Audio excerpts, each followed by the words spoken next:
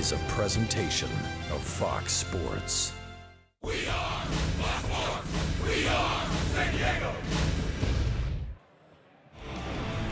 It's Game 3 of the series and Game 2 of the day-night doubleheader from Chicago. It's next on Fox Sports San Diego. It's good elevation right there by Pomeranz. That's a dandy. Swing and a miss.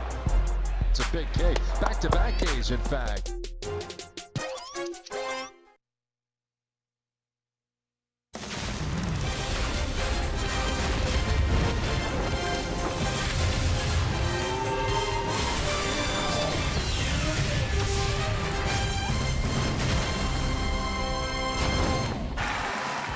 Well, the Padres were able to take Game 1 of the day-night doubleheader today and snapped an 8-game winning streak for the Chicago Cubs. The big 3-run home run from Brett Wallace as that propelled the Padres up over this Cubs team. And, of course, the save at the end for Fernando Rodney. Villanueva got the win. As we welcome you inside the booth, everybody, I'm Don Orsillo along with Mark Sweeney. Welcome to Padres Baseball. Welcome to Game 2 of the day-night doubleheader. Good win today for the Padres in the first game, and tonight they'll face John Lackey. Really was added to this club and bolstered the rotation for the Cubs. Signed a 2-year deal from the St. Louis Cardinals to bolster that rotation, like you said, Don. And this is a horse. He has playoff experience. That's the reason why Chicago Cubs wanted to go out and get him. Last 3 starts, kind of a mixed bag, but he had 11 strikeouts his last outing. He can rack up those strikeouts, and it's a much-needed addition to this pitching staff. Lackey's been very good as he gets the start tonight. He matched up for the Padres against Dean Pomeranz, and Pomeranz coming in 3-3. Think about Drew Pomeranz. He has been a guy that has relied on the strikeout since he's been the starter this year for the Padres. It's been curveball, fastball combination. He's looked very comfortable in the rotation. Probably one of the biggest surprises of the pitching staff for the Padres. But this is a big one. They need to take this one and take the series against the talented Cubs team. Well, the toughest thing to do is to sweep a day-night doubleheader. The Padres are trying to do that, and they're trying to win the series. It's the rubber game of the 3-game series, and it's next.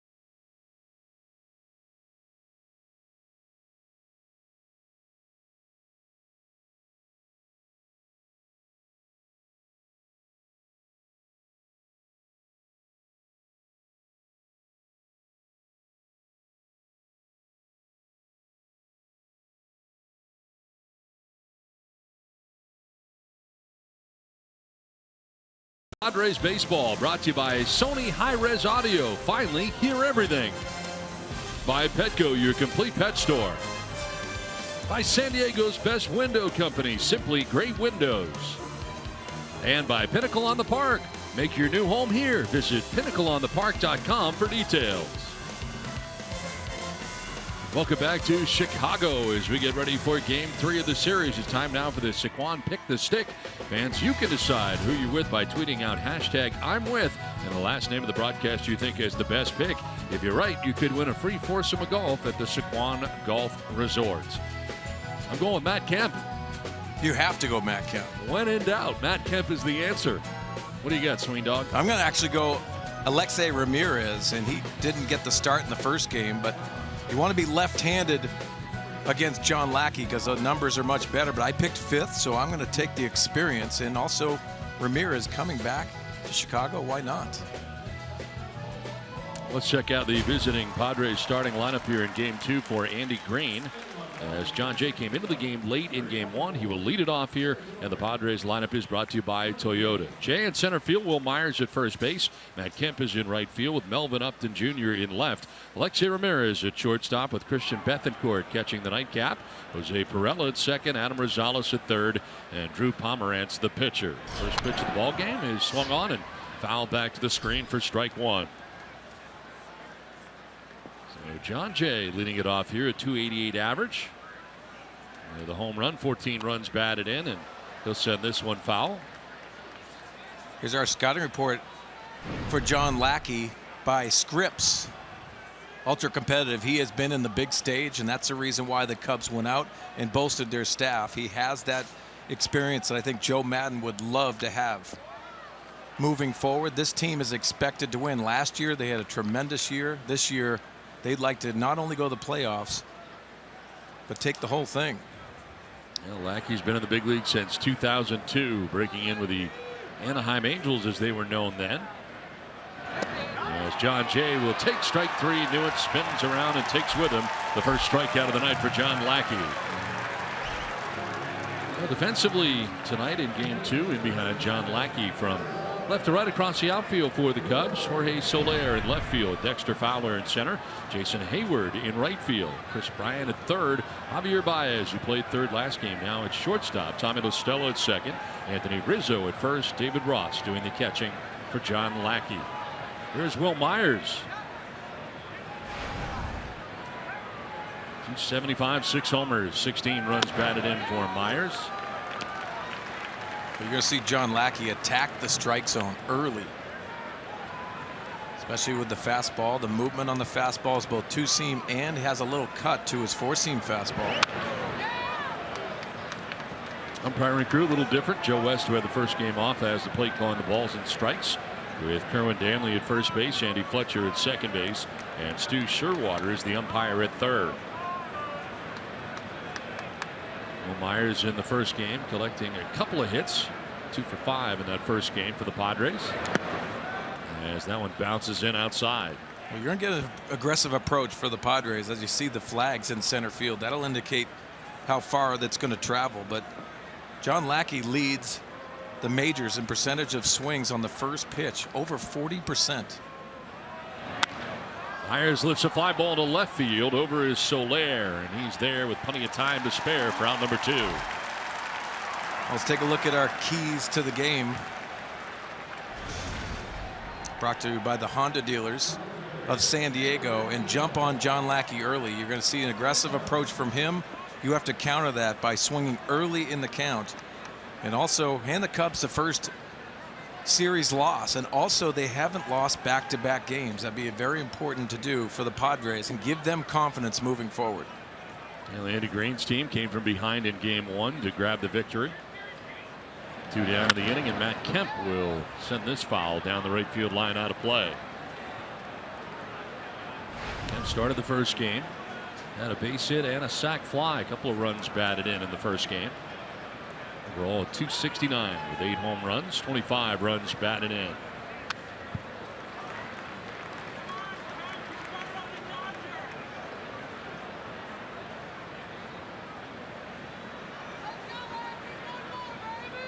Certainly a good sign that Alexei Ramirez is in this lineup for the Padres game 2. Really good sign, because last night they said that he left with cramps, but you were wondering how long that was going to be. Alexei Ramirez knows that he wants to play every single day. Had to sit out as Brett Wallace with the big home run in the first game. I got to be honest, I didn't think he hit it out. No, at Wallace. all. Nope. Carried very well out there to left center field, out of the yard. It's good to see Alexei back here tonight in the lineup. As Kemp will take that pitch down and away.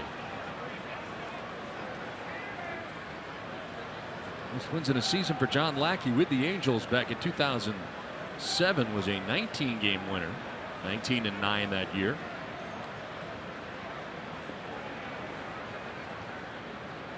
Very reliable, generally up over 200 innings in his career. And that has been impressive, a real horse. And you know, so many people in that Cubs dugout. Obviously, Joe Madden knows John Lackey in his days in Anaheim. But also Theo Epstein, the Boston connection, David Ross, who's catching him tonight. And also John Lackey, John Lackey and John Lester were teammates in Boston. So that connection definitely came into play when you had the signing. Shallow center field. Out goes Listello, the second baseman, who makes the catch that ends the inning. Padres down in order in the first inning. The Cubs are coming up.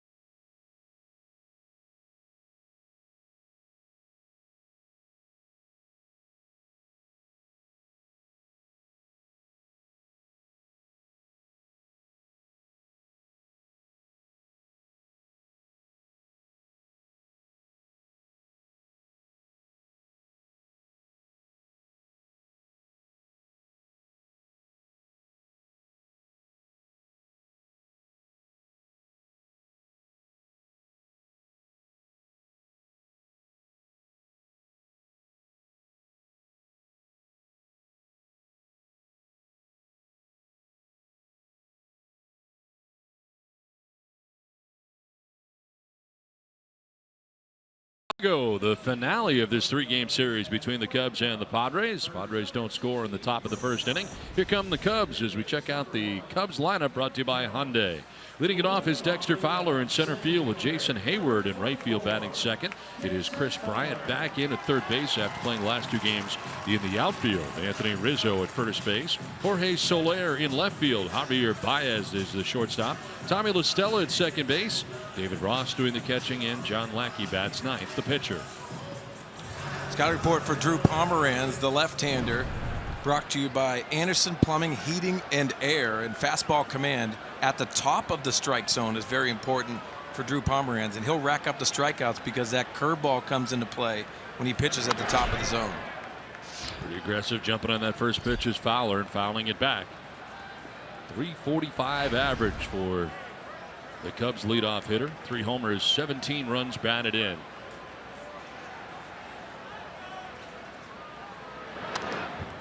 Back into that second pitch too.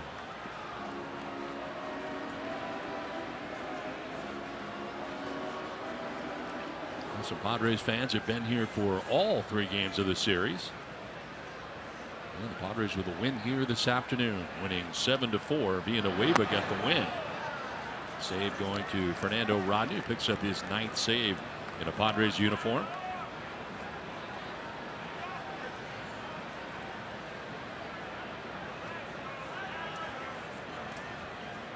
One-two pitch. And Fowler fouls it off to the right, out of play. Well, the one question you have to have for both sides when you play a doubleheader is who's available, and especially on the pitching side. So you see the efforts of Villanueva today, and also leading into Fernando Rodney getting his 9th save. The Padres had an inning from Villanueva, an inning from Ryan Buchter, an inning from Brandon Maurer, and an inning from Rodney. As Fowler strikes out. A good start here for Pomeranz. 1 down in the bottom of the first inning. Well, good to see him pitch at the top of the zone with a fastball, setting up that breaking ball against Dexter Fowler. A nice break, and he's had a lot of success in a Padre uniform with that pitch. Joe West in behind the plate.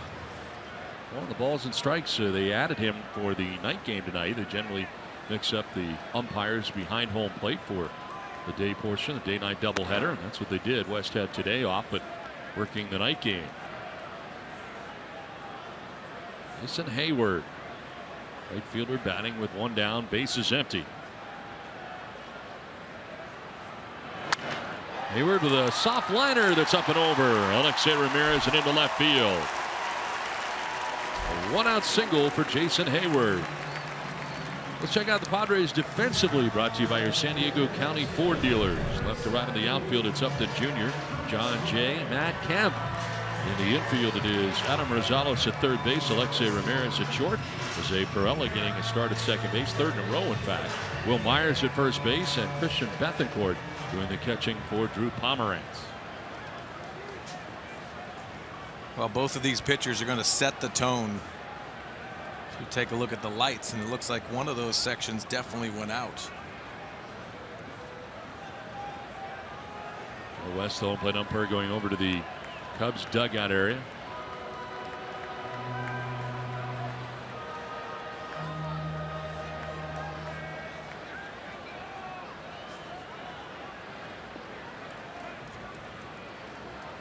So there's a light out, but we're going to play ball. Not a problem, apparently. As Joe West went over to the Cubs dugout, but quickly back here, ready to go. 1 out and 1 on. Chris Bryant, the batter, back in there at third base. As he takes strike 1. Well, Don, something to watch with both of these pitchers. They get the ball, they're around the rubber, they'll set the tone and the pace, which makes it a little uncomfortable for the hitters. They have to stay in the batter's box, but I like that. I like how they work quickly, which really helps. Padres stacking it up on the left side defensively here in a shift on Chris Bryant.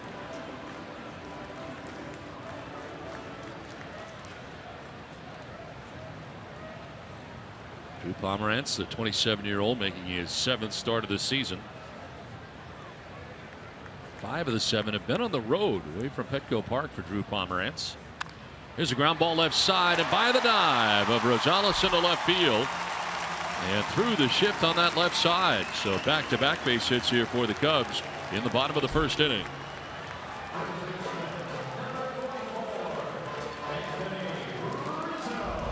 Two on and 1 away, and this well placed on that left side. Yeah, elevated curveball. He hits it in between Rosales and Ramirez on the shift on the left side.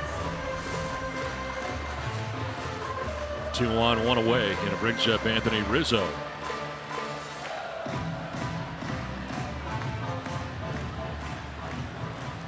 Rizzo in the first game on base 3 times with a single, 2 walks, had an RBI. Overall at 282, 10 homers and 29 runs batted in.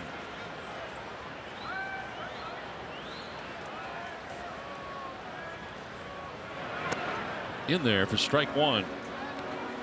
Well, Pomeranz has had a real good success against left-handed hitters. They are hitting 161 on the year.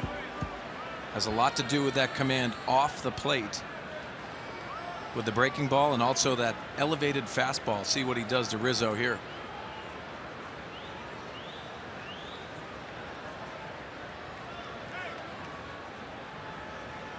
Making his 3rd career start against the Cubs tonight. First appearance, though, against Chicago since 2012. Made a couple of starts against the Cubs in 2012 as a member of the Rockies.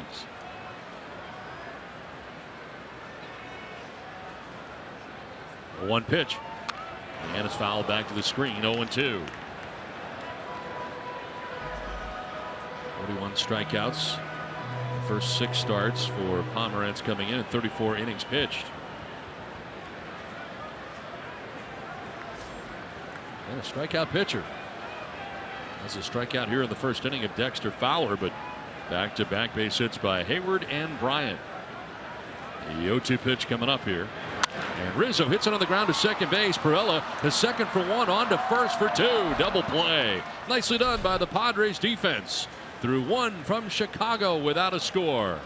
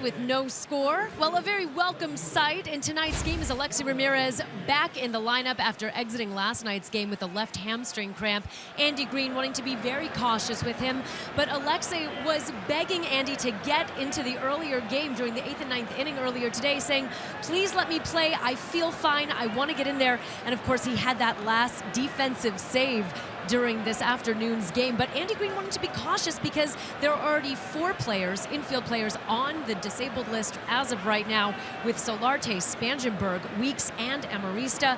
But he said it feels like a great, huge victory having a guy come out of a game and then be able to play the very next day. Well, that's definitely true, Julie. Thank you very much. This ball fouled off down the right field line. It's amazing, all the hamstring problems that we have seen. Yeah, but I agree with Julie. And you think about all the injuries that we see on the disabled list. A lot of those are the middle infielders. That it's been an epidemic. But for Julie's point, I think what Ramirez is doing is getting ready during that first game. Having an early game at noon probably wasn't the best idea to try to stretch that hamstring throughout the whole day. You know, the trainers did their work. Andy Green understood Ramirez was ready and prepared. I'm sure he stretched, got on the bike, the elliptical, just tried to stay loose as much as possible. It is a cool night here tonight in Chicago. Kind of a raw night here tonight. We had some fog roll in as well during the day. Upton swings away and fouls it off down the right field line, out of play. Well, Upton batting for the first time here in game 2. Look at that fog, and tough to see a lot of the tops of some of those buildings here in Chicago. Saw it roll in last night pretty dramatically as the game went on. Melvin Upton Jr. able to homer last night off John Lester. And for Upton, his 3rd home run of the year. Padres just coming up a little bit short last night. As a pop-up here, foul ground, over goes Ross as far as he can, but he won't have a play. And behind the Padres dugout on the first base side. Not a lot of foul territory here at Wrigley Field. That is to the benefit, as we can take a look behind the catcher. Not too much room. That'll benefit the hitters on those foul balls.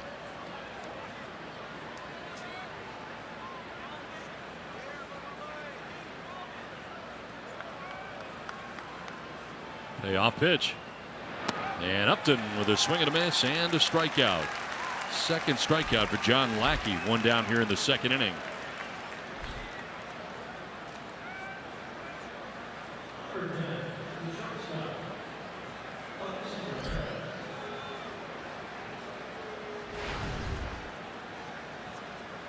Here's Alexei Ramirez sitting at 261. No homers and 11 runs batted in. Alexei likes to play every day, generally in the 155 range a year. And the first game off today as he got ready for this game. He grounds it back to the mound. Lackey, a little bobble, but has time to recover and does. Retiring Ramirez at first base, and there are 2 outs here in the second inning. Look back at him, bobble, but plenty of time to still get Ramirez. It's a pretty good crowd going to be settling in here tonight for the night portion of our day-night doubleheader. Yeah, I thought it was good showing by the Cubs fans as well for the day game. That's a crowd of 34,508 for the first game today. A noontime start here in Chicago. Popped up, foul ground. Over goes Rizzo and La Stella. But well back into the seats.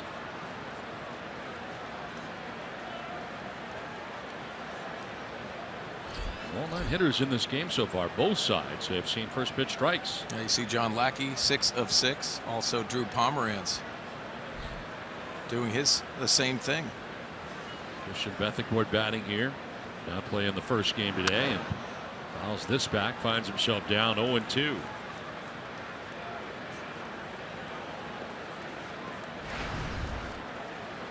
Two homers, 5 runs batted in 10 games for Bethancourt.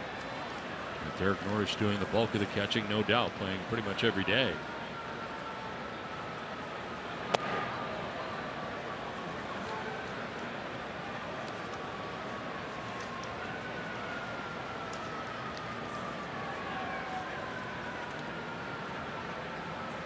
One-two pitch. And a swing and a foul back to the backstop, getting a piece and staying alive. Christian Bethancourt hit an absolute bomb on Sunday, his second home run in a Padre uniform to the second deck at Petco Park. Lackey so far 26 pitches. Padres hitters with 13 foul balls of those 26 pitches so far. There's a 1-2. And stays alive again, getting a piece. Home run you're talking about, a 2-run home run on Sunday out of the 5th inning. As he bats, Jose Pirela waits on deck here for San Diego.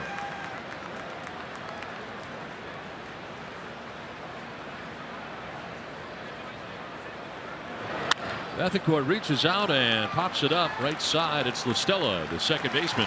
Few strides on the outfield grass to make the catch. Inning and a half done, no score.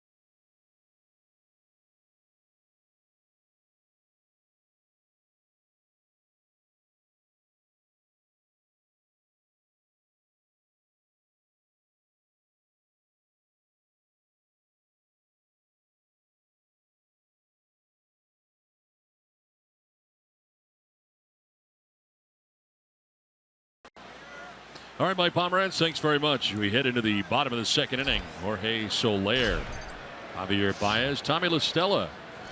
5, 6, and 7 for the Cubs here in the second inning. Scoreless game. And a pitch outside to Jorge Soler. Started the first game, back out there for game 2. 184 average in 30 games for Joe Maddon's Cubs.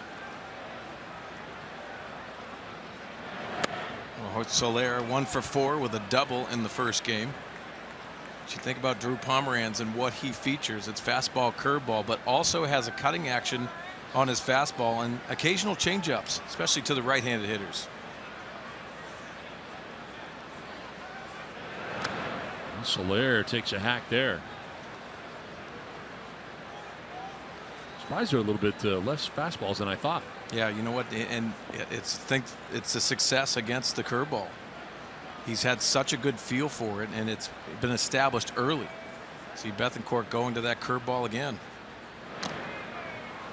Soler gets a piece, fouls it off at the plate.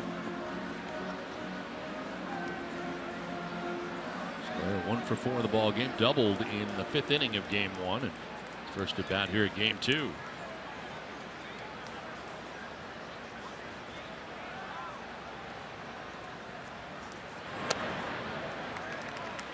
Well, you think of what Drew Pomeranz does, and he does something unorthodox. He spikes it, the spiked curveball, but he throws it as a fastball, so it comes out of his hands and has that good tilt. And I said, how do you get that tilt on it? And he said, it's my release point. Exactly where I throw it, but I throw it just like a fastball, and it takes off of that stress of the shoulder. Typically, a curveball's pulled down like this over the top of curveball, creating that spin. Well, he spikes it just like this and throws it just like a fastball. Pretty interesting.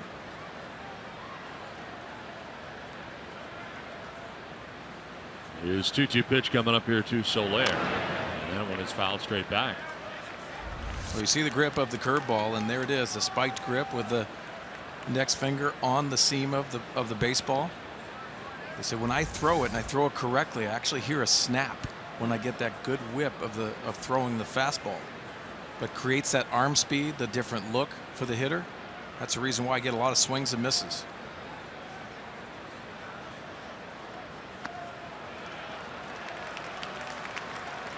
Soler with a pretty good at bat here, full count. Saw the average for him. It's been low so far this year. 184 on the year. Mentioned the double in the first game. Hits it off here in the second. And another foul off to the right out of play. Fastball that time at 92.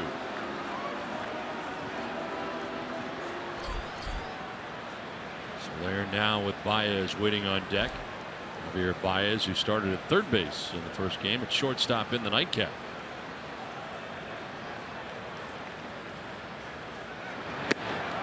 In there for strike 3, and Soler gets the bad news from Joe West, who rings him up. Second strikeout for Drew Pomeranz. Well, our Fox Tracks had that in off the plate, the 10th pitch of the at bat.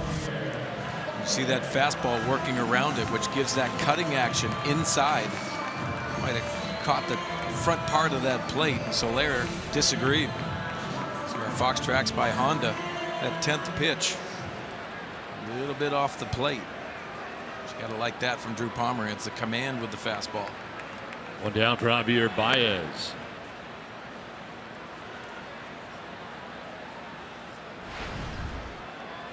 Addison Russell getting the nightcap off. Had the start at shortstop today. Has been good at 298, 2 homers, 5 runs batted in.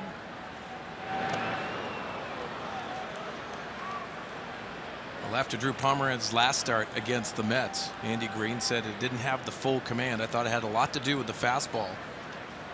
98 pitches, 5 innings, only 1 hit. So he had that curveball to get himself out of the issues that he had. His fastball away.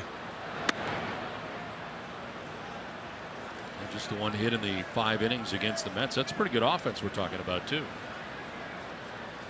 No runs, walked 3, struck out 5 in that outing. Has gone up over 100 pitches 3 times, but did not in that last outing. 98 pitches thrown. And bunting at that, trying to kind of punch at it, was Baez running up. Saw that last night in his first at bat. He laid a bunt down.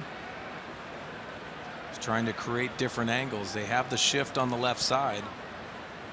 That just puts a thought in the mind of Rosales, the third baseman.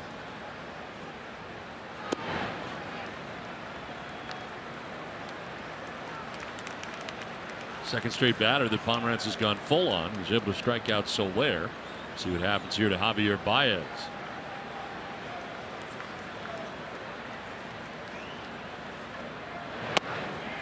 Ball 4, and Baez will head down to first base with the first walk allowed by Pomeranz. So a one-out walk here in the second inning. And Tommy La Stella coming up here for the Cubs. He came off the bench in the first 2 games of the series.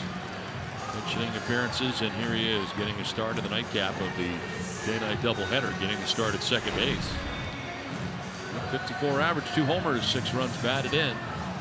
See a lot of high averages on this Cubs team so far. That speaks to the start that they've had this season, which has been amazing. Yeah, Tommy La Stella, one of Joe Maddon, the manager of the Chicago Cubs' favorite players because of how prepared he is. Also situations, he lets it fly, loves hitting the fastball. He's had some good success off the bench, 3 for 7 off the bench. Cubs 25-6 until, and an 8-game winning streak until the Padres won today. So now they are 25-7, and that 8-game winning streak came to an end here today. Runner goes at first, a little hit and run, and this is back to the mound. Pomeranz spins and fires to first base.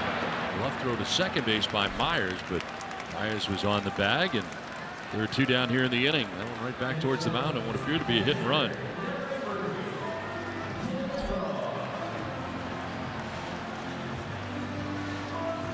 Well, the veteran David Ross coming up here for the Cubs. Starting in the last night's game with John Lester catching, and catching John Lackey as well. 213, 2 homers, and 9 runs batted in.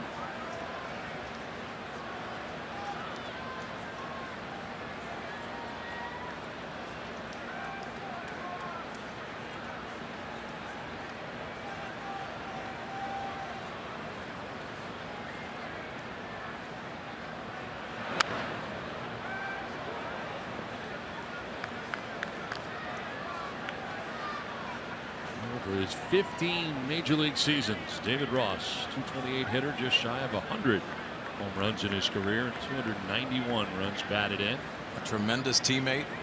That's the reason why he has stayed and had longevity in the game of baseball. You see the numbers offensively, not eye-popping, but the way he catches, and known as one of the best framers in the game of baseball. The 9-year-old will take a pitch down low. Many people actually think that David Ross, after his playing career, is going to step right in to the coaching ranks. Working in the big leagues, 2002, was a member of the LA Dodgers at the time.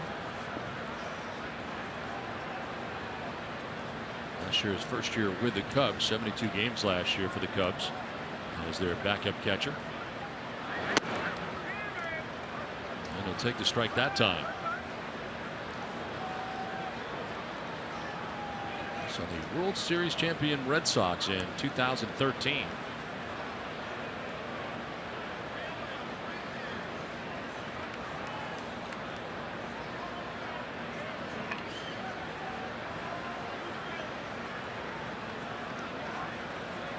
One-two pitch, and Ross gets a piece, fouling it back.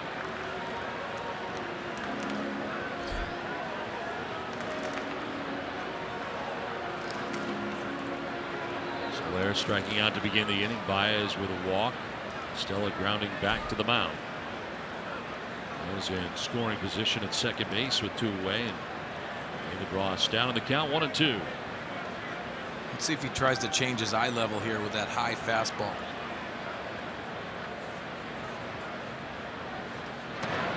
There's a breaking ball instead, and strikes out Ross to end the inning. Third strikeout for Pomeranz. We're through 2 from Chicago without a score.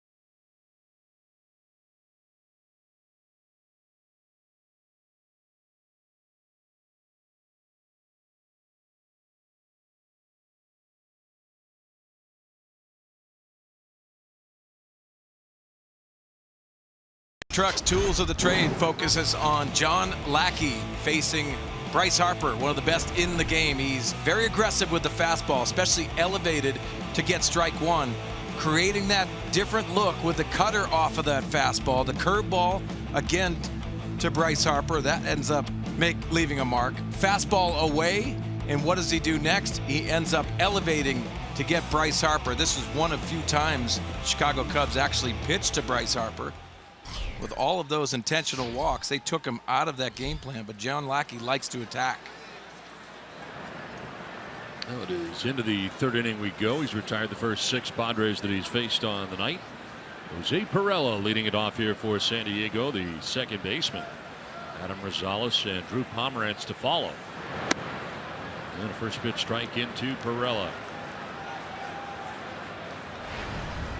Third straight start at second base for Pirela. 3 for 15.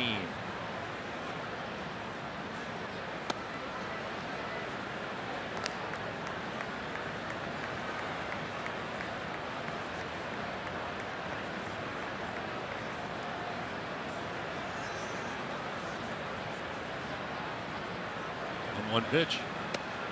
And that's outside for ball 2.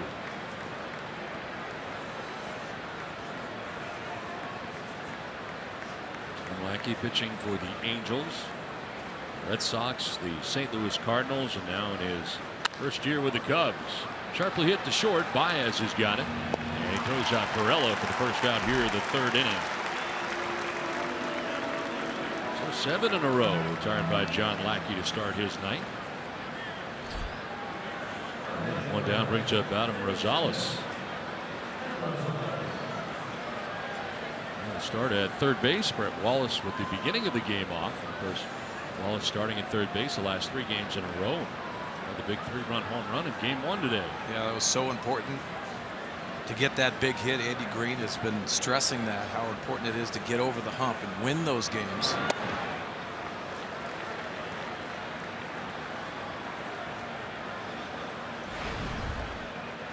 Think about that 3-run homer. It all started with a 2-out bunt by Travis Jankowski. Swing and a miss for Rosales.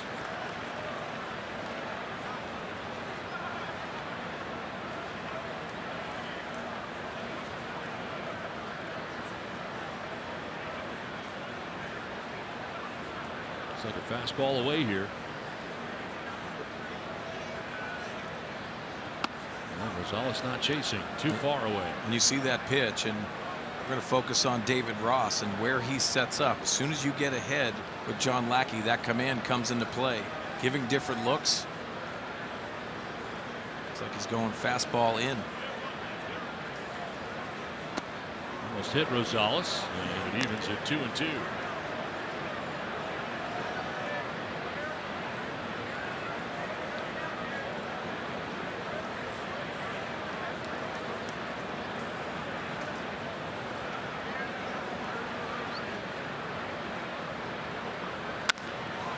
Ground foul that time as the breaking ball fouled off down by the Cubs bullpen. Well, of the 26 strikes John Lackey has thrown, the Padres have swung at 23 of them. Aggressive style, that sets the tone. Not necessarily velocity, but he puts you on the defense so many times. That's a reason why he can pitch off the plate as well.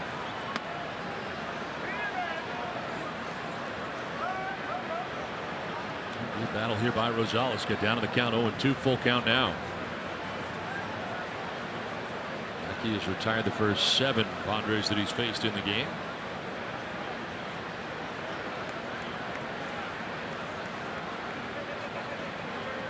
And Rosales swings away. Fly ball out to right field. Hayward coming in. And the right fielder makes the catch for the second out here in the third inning. Time now for the Quicken Loans Rockets Arms. The leaders in highest strike percentage. John Lackey 5th in that category. Bartolo Colon, Player of the Week in the National League, leading the way in that category. Well, Aaron Nola has been a great story for the Philadelphia Phillies. Steven Matz, after the bad first start of the year, he has been excellent, adding to that staff. You can see John Lackey pumping in the strikes, and he looks very comfortable tonight. down here in the inning, and Pomeranz fights this one off, foul to the right, out of play. Just sets a different tone. I mean, people are going to talk about that in the dugout. Hey, listen, he's throwing early strikes. Doesn't mean you have to go in the pull mode because he's throwing strikes. You want to take what he throws, and predominantly he's been on that glove side for the most part all night.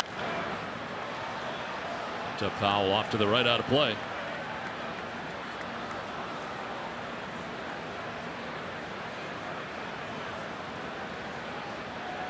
It's a 182 hitter this year for the Padres at the plate. And a swing and a miss. That's strikeout number 3 for Lackey.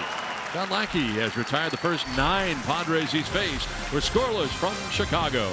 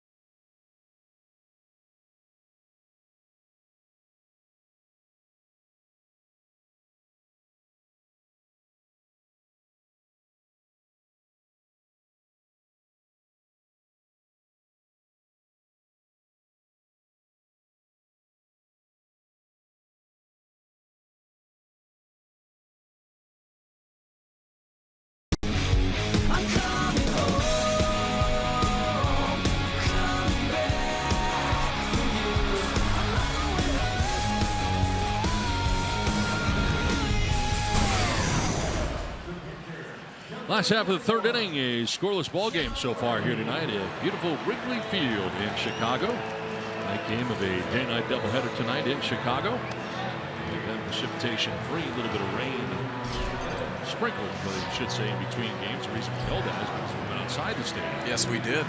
We had to get something to eat in between games. Yes, the largest slice of pizza you will ever see outside of the stadium, we think we found here at Wrigley Field. I tried to hold it, and I couldn't even hold it. That's how big it was. It's enormous. Very good, though, I might. It was very good. As the Cubs fans are coming in for the nightcap, and of course the fans leaving from the first game, and a good crowd here, better than 34,000 for the day game, the day portion. It's made me a little sleepy. You're a little tired. You may nod off here in the middle of the game. May lose you. I'm in a pizza coma. Lackey, a 118 career hitter. As it back to the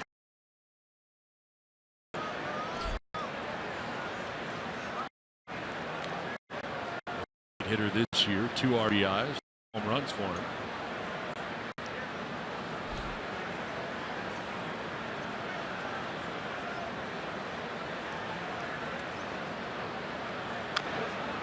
Calls it off. He's not going to get cheated up there. It's a big swing. You know, you take that big swing on that first pitch, and then you're going to get that nice breaking ball to go along with that.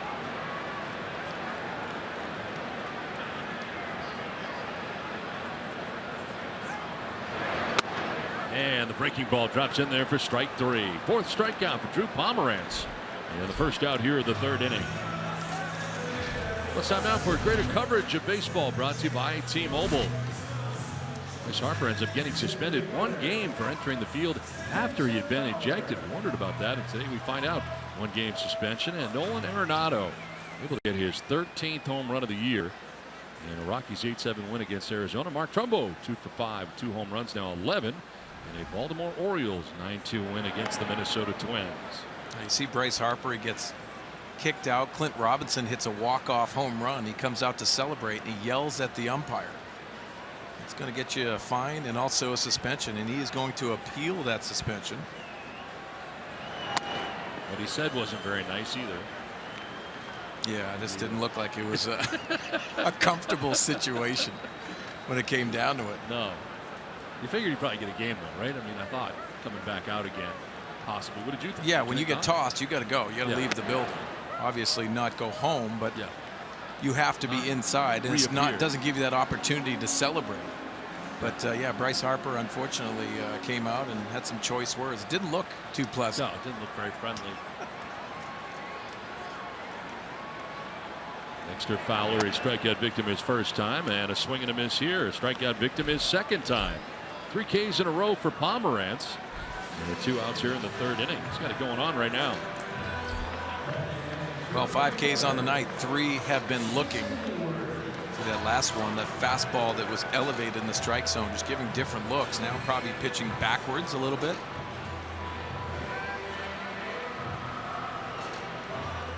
Two down, Jason Hayward singled to left field in the 1st inning. One of 2 hits tonight for the Cubs. Chris Bryant the other.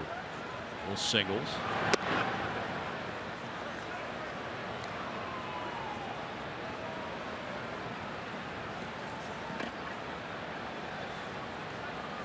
Padres in a shift on the right side.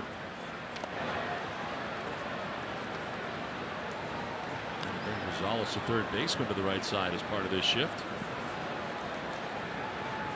We've seen some Padres fans kind of mingled in here. Sprinkled all over the ballpark, and what a great venue it is to watch a game. The history here.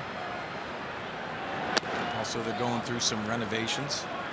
Saw the clubhouse at the Chicago Cubs a couple days ago, and man, it was beautiful. The visiting clubhouse still the same. Yeah, very compact. Get to know your teammates very well here on the visitors side. It is one of probably 2 of the smallest visiting clubhouses, I think, anywhere in the majors. Yeah, it makes it very difficult when they expand the rosters too. When you come in here in September, you got to double up on the lockers. 2 down here in the 3rd inning. 4 in a row retired by Pomerantz, and a swing and a miss as Hayward strikes out. Lackey, Fowler, and Hayward all down by way of the K. We're scoreless.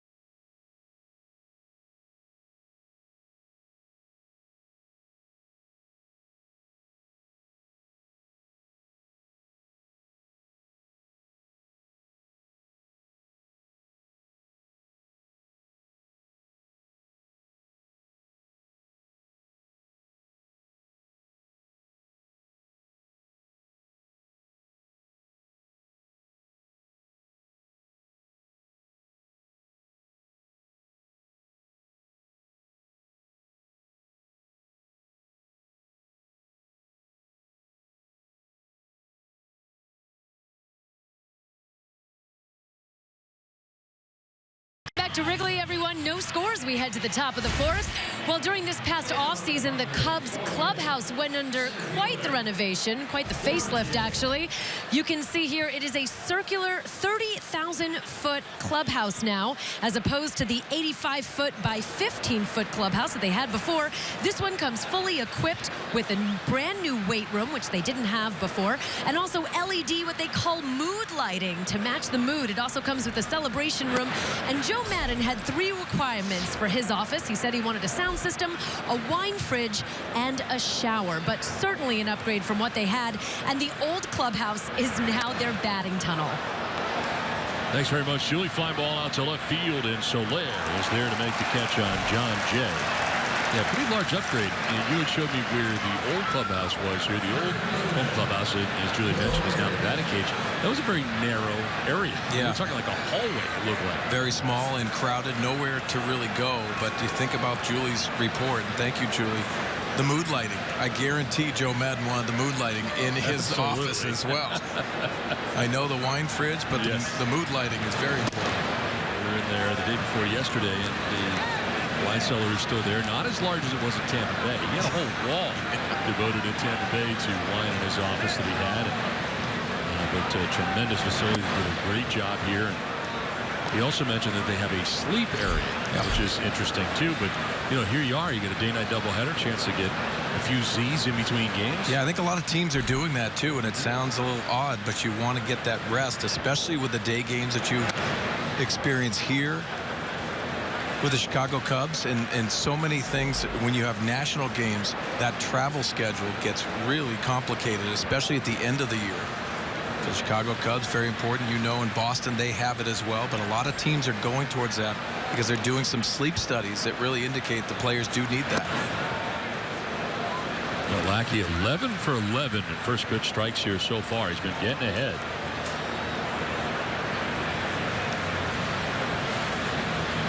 Who doesn't mind a nice nap once in a while? Oh, no, it's great, especially in a designated sleep area. Yeah, especially after a large slice of pizza. 2-2 pitches outside to Myers. What doesn't we need is a sleep doctor to work with us. Maybe our producer, Max Michalak, will do that. Question needs a sleep doctor. He's the sleep doctor.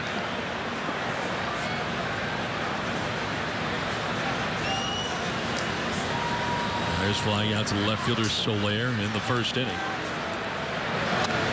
Swinging a foul back to the screen. Coming in at 4-1 with a 4.02 earned run average. 7th start of the year for John Lackey. There's Matt Kemp waiting on deck.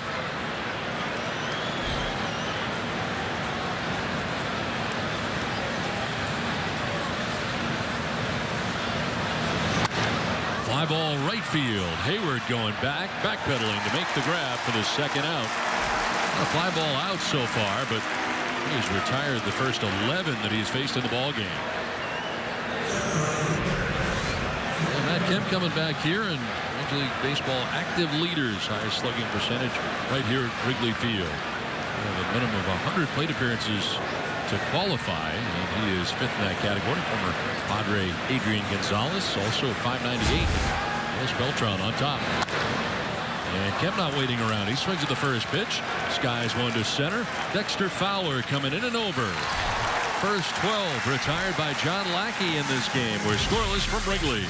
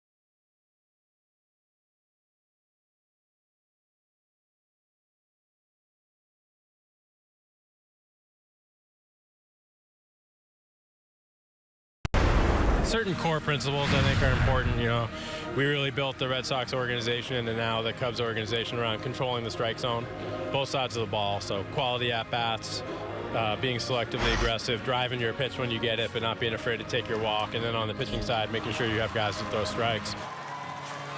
Theo Epstein talking a little bit about the blueprints of what it is to make a championship team. Of course, 2 World Series teams with the Red Sox, and this, he is hopeful, is a World Championship team this year. And of course, the president of baseball operations, Theo Epstein, had a chance to sit down with him on prior to yesterday's ball game, and we'll hear that interview in the postgame after this one. Yeah, it should be a good one. And you think about comprising a club, there has to be a lot of luck involved, but also trying to construct a roster and the strike throwing. But you heard the philosophy from Theo Epstein. Line to center. John Jay will make the catch right at him out there in center field. This is the way he tried to build this particular Cubs team, and went out and had some needs and some very good pickups here. John Lackey we're seeing tonight, very good. Ben Zobrist, who's been on fire. Jason Hayward and Dexter Fowler all coming to the Cubs to make a good team even better. Well, I think if you look at this free agent list, you have to go back even a year of last year. I don't think they expected to be where they were at the end of the season. I think Jake Arrieta had a lot to do with that. Also the success of the younger players. But Ben Zobrist is one of those guys that I think, because of their success last year, they said, listen, we are that much closer. Let's go out there and do it and be good for a long period of time, because these guys are together for a long time. Anthony Rizzo has a lot to do with it, but also constructing a roster has a little bit of luck with your draft as well, drafting and developing. And you mix in some veterans with some younger guys and try to make the right print, but it also has to, your club has to come together as some sort of an identity, and it seems it takes a while into the season before you find that identity. Yeah, I think every team is searching for that early in the season, and then the Chicago Cubs get that drive from their manager, Joe Maddon. He sets the tone inside the locker room, but then expects you to wrap your hands around a lot of adversity that you're going to go through, but also the challenges that you go through as well in your career. Anthony Rizzo taking a close pitch. They have a lot of theme tricks, of course. This year they've already had one. Their skinny jeans trip, which is always that's got to be fun. and did you just snort? I did, yes. As a matter of fact, I did. Here's a ground ball to deep short. Ramirez with a long throw, and he'll get it there in time. Nice play by Alexei Ramirez for the second out here of the 4th inning. Time now for the San Diego fans of the game and the Padres. You see them with their Padres swag. A little chilly in the stands today. Yep. Old school Padres uni and the 98 World Series uni on the left. Love those pinstripes. 2 down here in the 4th inning. Brings up Jorge Soler, who struck out looking in the 2nd inning. There's a pop-up foul. We were in Joe's office the other day. I couldn't help but notice that he had 2 pink flamingos in his office. That was interesting. He said that's actually his favorite. And they have a pink flamingo, a live pink flamingo that goes around the clubhouse.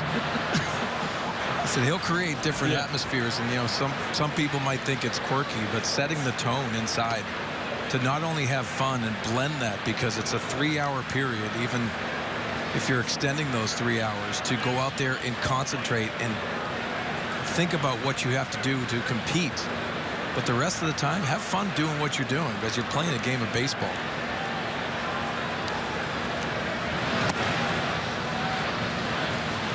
He encourages his players to really show their own personality. That's one thing that he's done, but a great communicator. We talked about it a lot.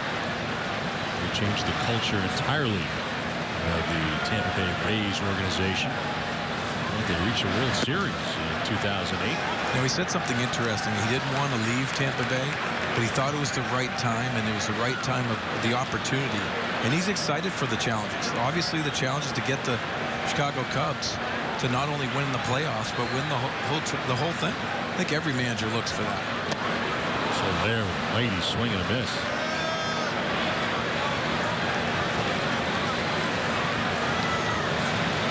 Full count here, 2 down to the inning. Now 6 in a row retired by Drew Pomeranz.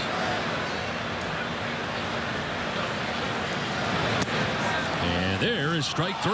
Soler striking out looking for the second time. 7 strikeouts for Pomeranz. And a good pitcher's duel as we head to the 5th inning in a scoreless game.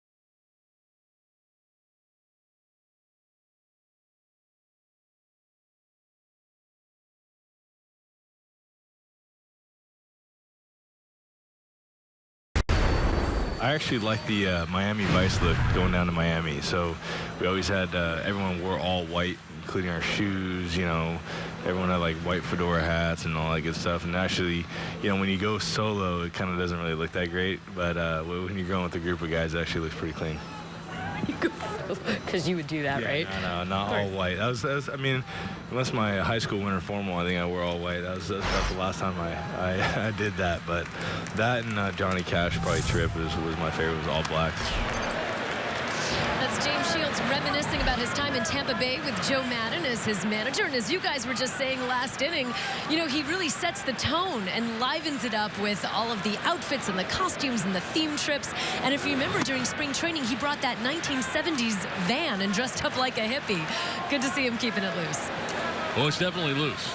And that's a big key. Thank you very much, Julie. Yeah, it is their trips over the years. They had hockey sweater trip, which was always a good one. And I don't know if you know this or not, but generally you include the announcers in that as well. The Tampa Bay guys had to do it. Well, I agree with that. Once you're on that plane, you gotta jump on board. Exactly. You're part of the traveling party. You're going to dress accordingly. Yes, of course.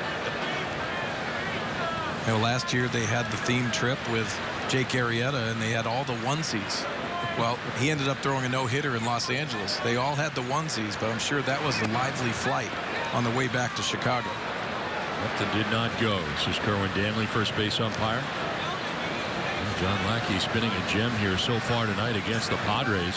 He started the game by retiring the first 12 San Diego Padres he's faced it. And here with Melvin Upton Jr. to start the 5th inning. And a ground ball hit towards shortstop. Baez runs in and fires to first base in time to get Upton for the first out of the 5th inning. Send back down to Julie. Well, guys, I had to ask James, who pays for all of these outfits? You know, who provides them? And he said, well, we did. It was something that they all took pride in, and they all kind of did on their own. So it's nice to see that they all took ownership of it, and they all kind of went out and spent their time that they were not on the field and got all these outfits and cultivated this whole culture. Very cool. So true, Julie, and thank you. And you think about that. The veterans have to buy into it and step up and purchase those outfits as well. And you'll get a lot of those veterans that'll say, hey, listen, let's buy into it. It's a culture that you create, but also don't think about Joe Madden as just having fun all the time. He is very competitive when it comes down to it. I was around him in the minor leagues, has not changed a bit. Has fun with the game of baseball, but also understands how important it is to compete, go out there and get challenged and meet those challenges and get to that level that you don't really think you expect early in the season. The veterans have definitely bought in, and that's been a huge part of it. As this is a fly ball foul down the right field line out of play. And they have to. The veterans aren't into it, and you're not going to go anywhere. Yeah, and I think bringing in the right veterans that are going to send that message. Joe Maddon said something interesting. He said, I'm not big on team meetings, but I am important. What's important is the coaches and all the veterans sending the message on their own and creating that culture so everyone is policing themselves, which is really important when you have a winning culture. We definitely have a winning culture going here right now with the Cubs at the moment. Let's say Ramirez jumping back out of the way. Pitch inside. 61 pitches so far for Lackey. There's one out here in the 5th inning.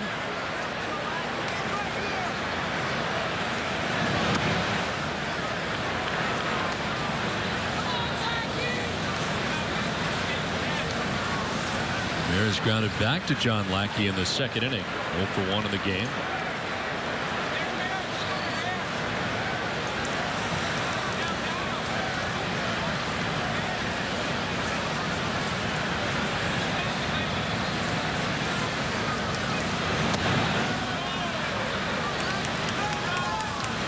Full count now with Christian Bethancourt waiting on deck. Padres batting here in the visiting half of the 5th inning.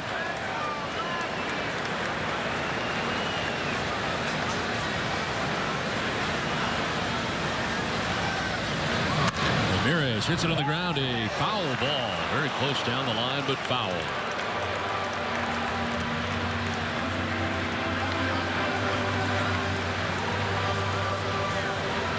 And see Ramirez going down the line, and he peeks in the dugout wondering how close that really was, going down over the bag.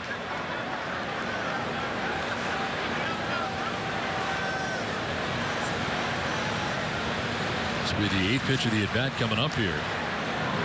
Alexei Ramirez. Rodney getting the save in the first game today, his 9th in a Padres uniform against his former team. A foul ball. Again, this one not as close down the third base line.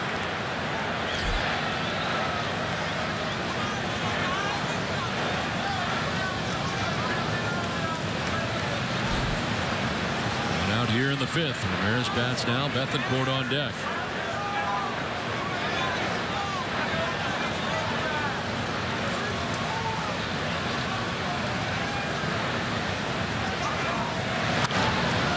Tough foul, backing out of play.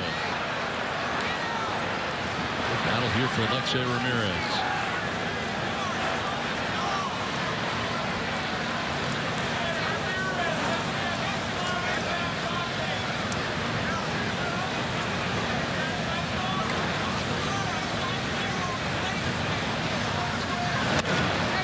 By the mound, but right at La Stella at second base, who throws out Ramirez for the second out here in the 5th inning. Positioned perfectly as it turned out there on Ramirez back up the middle. Our game presented in HD by Sony. 8 shots here at Wrigley Field, and Game 3 of this 3-game series between the Padres and the Cubs. 14 in a row out of the gate here retired by John Lackey so far. 2 down in the 5th. That brings up Christian Bethancourt. Bethancourt popped out to the second baseman La Stella his first time up. Eric Norris doing the bulk of the catching, and Norris started the first game today for the Padres.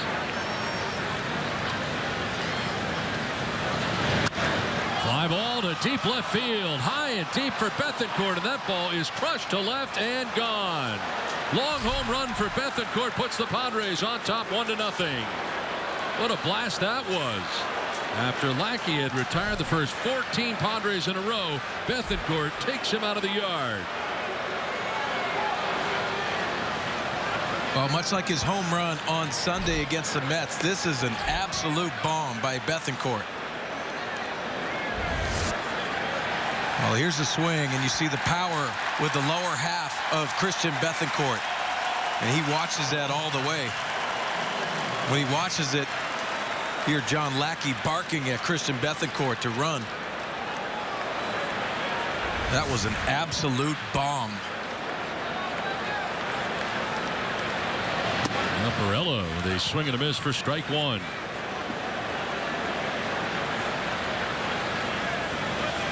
I think we're crushing that ball right there. His third home run of the year for the Padres. Perella hits a fly ball foul off to the right. Well, here's the pitch. That backup slider just sits right over the middle of the plate. But he squares it up. Wow.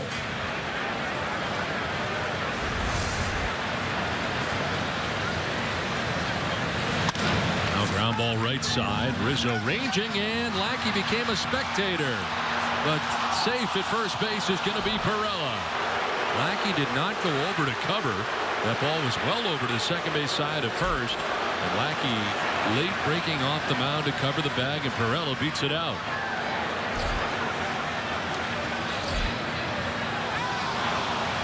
Well, no excuse for John Lackey not getting over in this situation. You see Rizzo going to his right. Seeing that Lackey's not over there, he tries to go himself, and Perella, credit him, hustling down the line. And he does beat it. So a single for Perella, second hit here for the Padres, both coming in this inning. That brings up Adam Rosales.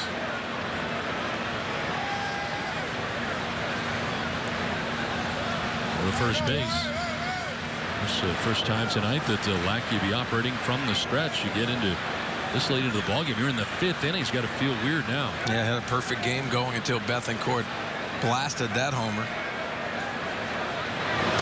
Runner goes, and a check swing dribbler ends up back to the mound, and Lackey will flip to first base for the out that retires the side. Christian Bethancourt with a home run, a long home run that gives the Padres a 1-0 lead.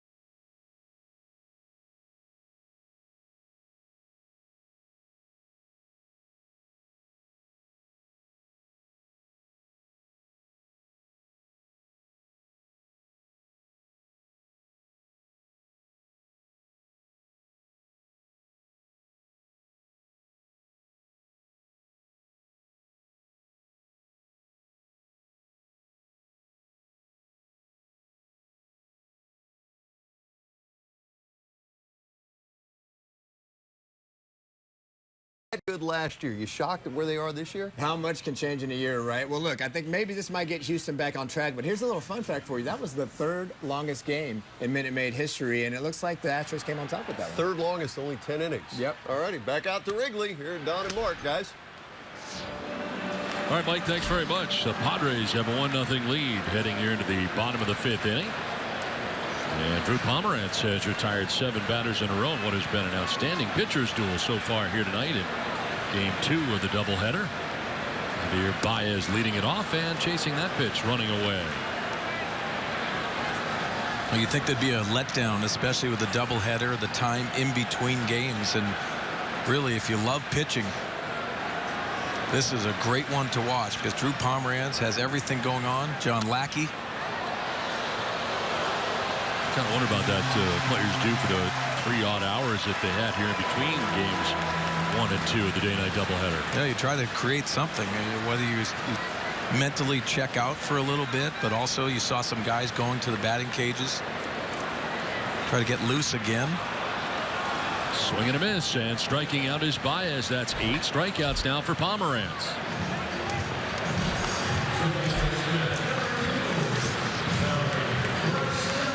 Drew Pomeranz is locked in with his curveball tonight. Obviously, he has to have fastball command to go along with that. You see the different shapes that he's throwing with the curveball. This one exposing Baez way out of the strike zone. Well, his strikeout high in the year is 10. Did that against the Pittsburgh Pirates at home in 6 2/3 innings. Has 8 strikeouts so far in this game against a very good Cubs offense. 1 out, and Tommy La Stella batting. Grounded back to the mound in the second inning. 0 for 1.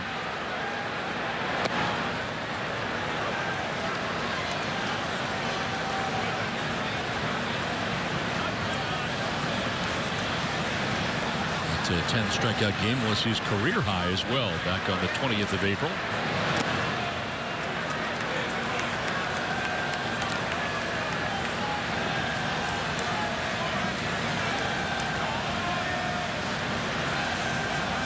Towards the bottom of the order, La Stella batting 7th for the Cubs. And a foul back to the screen.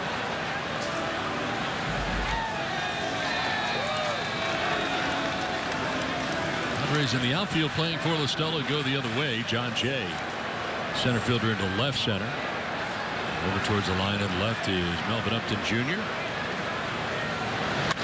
And a liner into left center field. That'll get down for a hit. Jay over to cover it. La Stella will throw the brakes on and hold on with a single. Breaks up a string of 8 in a row retired by Drew Pomeranz. MLB.TV Premium, the #1 live streaming sports service, delivers everything you have come to expect and more. Watch every out-of-market game live in HD on over 400 supported devices. Includes a free subscription to At Bat Premium, the #1 app for live baseball. Blackout and other restrictions apply. Visit MLB.TV for details. 1 out, La Stella at first base. Here's David Ross. Cubs catcher struck out in the second inning.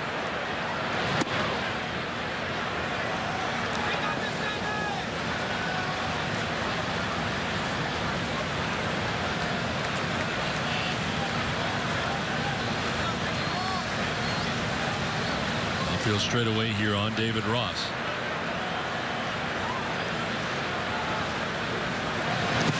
Down and in. Good block by Bethancourt, sliding to his left.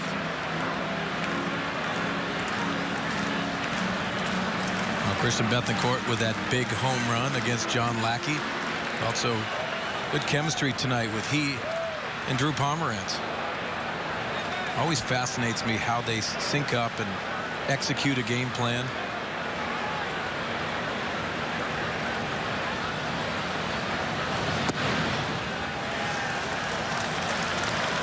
Falling behind 3-0. This has not happened often tonight. Pomeranz has walked only 1 so far through 4 1/3 innings.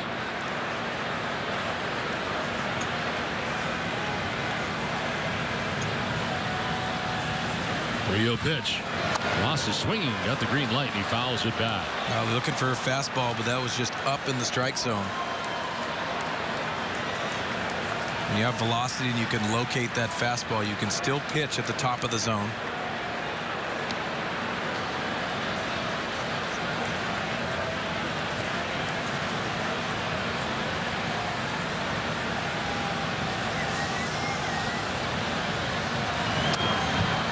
Foul straight back, and that one was right down the middle. Full count. With the pitcher, John Lackey, waiting on deck, #9 spot, with 1 out here in the 5th. Interesting position now for the Cubs. You see John Lackey on the on-deck circle, but also Tommy La Stella at first base with a 3-2 count. Will he run with the pitch?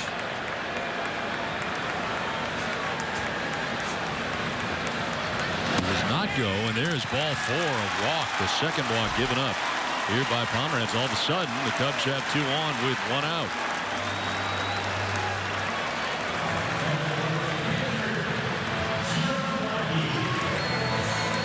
John Lackey coming up here. Strikeout victim in the 3rd inning, went looking. One of the 8 strikeouts compiled by Pomeranz tonight.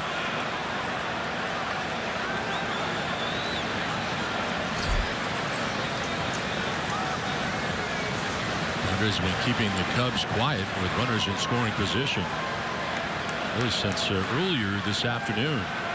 But Robich had an RBI double in the 4th inning in Game 1. Since then, they're 0 for 12 with runners in scoring position, and Lackey is down 0-1 as he fouls the first pitch off.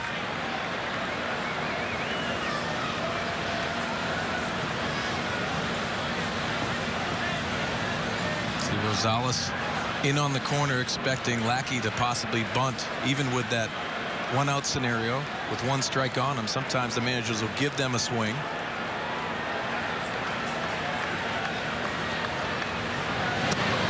Lackey takes the strike, down 0-2.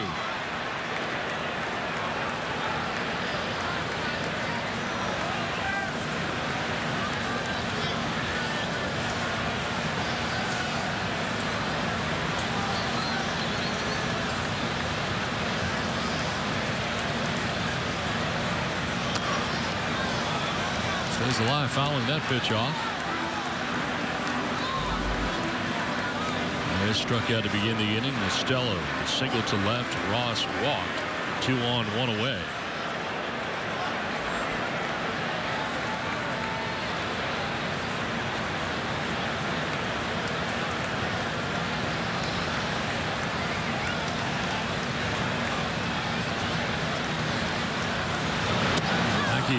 Big swing and a miss. Took a real hack there, and he is strikeout number 9 for Drew Pomeranz.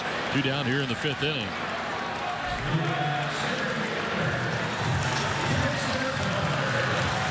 Comes to the top of the order, Dexter Fowler. Struck out swinging in the 1st, struck out swinging in the 3rd. 0 for 2 so far in the game. Very good season this year. Started the night hitting at .345. Let's try to pitch his way around a single and a walk in this inning. And a foul off to the right, out of play up into the grandstand area. Yeah, real late on that fastball. See Dexter Fowler with 2 outs as runners in scoring position on the season. 3 for 11, not a bad average. Home run and 4 RBIs to go along with that.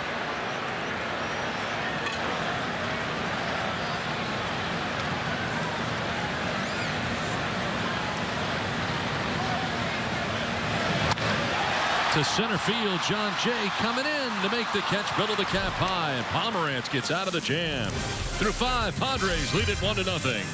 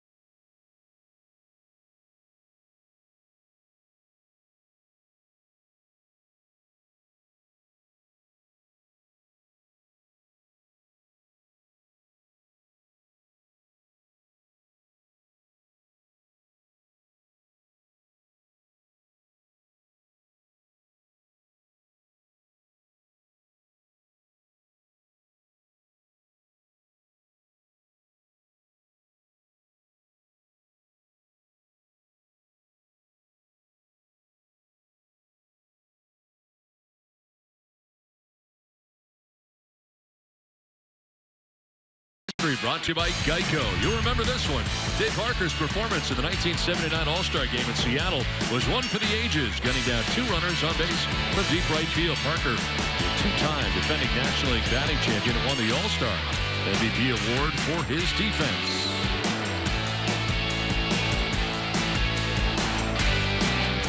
Brian Downing there. It's a cannon. See Gary Carter, the late Gary Carter, applying the tag.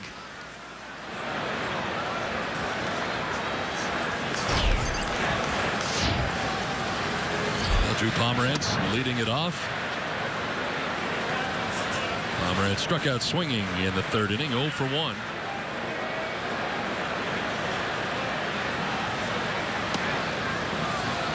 And quickly down to the count, 0-2.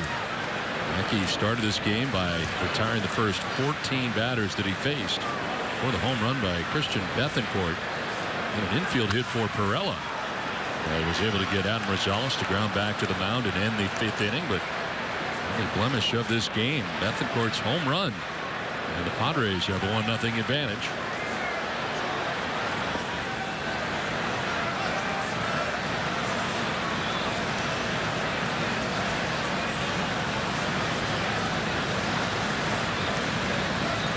Oh-2 pitch.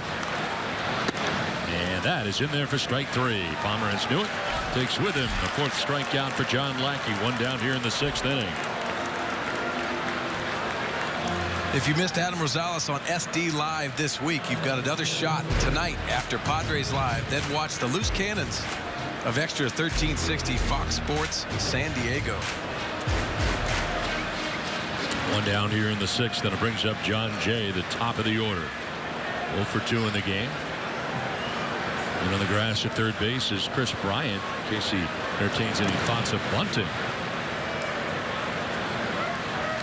In there just astride, in on the grass.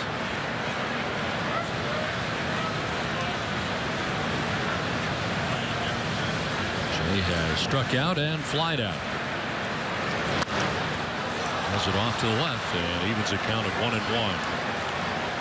Just been very impressed with John Jay and the way he has handled not only the leadoff position, getting deep in counts, fouling pitches off, staying in the strike zone.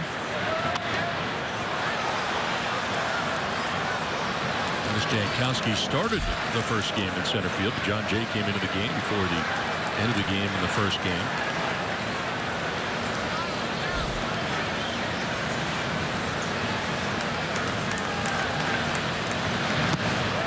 Wild swing and a miss and a pitch away. Just tried to flip that foul and couldn't make contact and strikes out.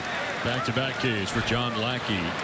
And there are 2 outs here in the 6th inning. Well, former teammates going at it. You could see that slider. It backs up on John Jay. Just trying to foul that pitch off. 2 down for Will Myers. He has put the ball in the air twice. Nothing to show for it. Flying out to left in the 1st inning. Flying out to right in the 4th inning.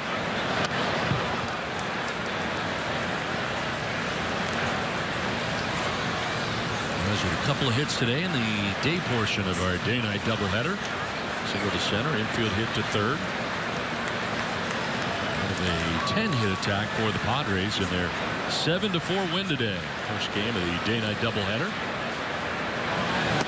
Snapped an 8-game winning streak for the Cubs.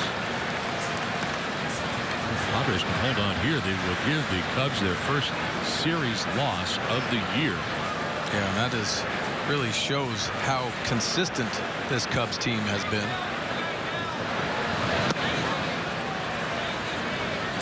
But also the grit for the Padres. A big hit by Wallace today. Joe Maddon understands, and he said it to us when we met with him before this series, how well the Padres are playing in this series, and it's really shown. A lot of people in baseball are talking about that, how they've grinded things out, how they play the certain style of baseball.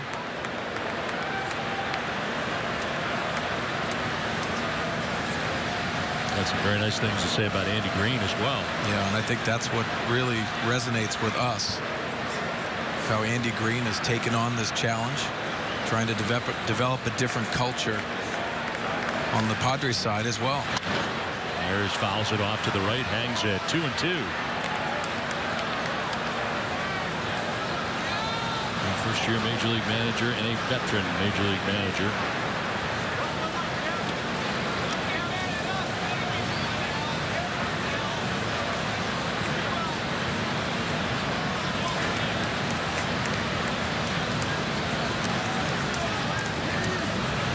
Myers batting here with 2 outs and the base is empty. 2-2 pitch. Dropped down there. And that misses inside. Different look from John Lackey that time. He's trying to mix it up. Yeah, he's done it a couple times just to add a little bit of movement on that last pitch. Here's Eddie Rodriguez. He spent a lot of time in the Angels organization with Joe Maddon. 14 years they spent together. A lot of respect from Eddie Rodriguez to Joe Maddon in both sides. Fly ball to short right field. Out goes La Stella. In comes Hayward. It'll be the right fielder Hayward who makes the catch that ends the inning. A 1-2-3-6. The 1-0 Padres lead.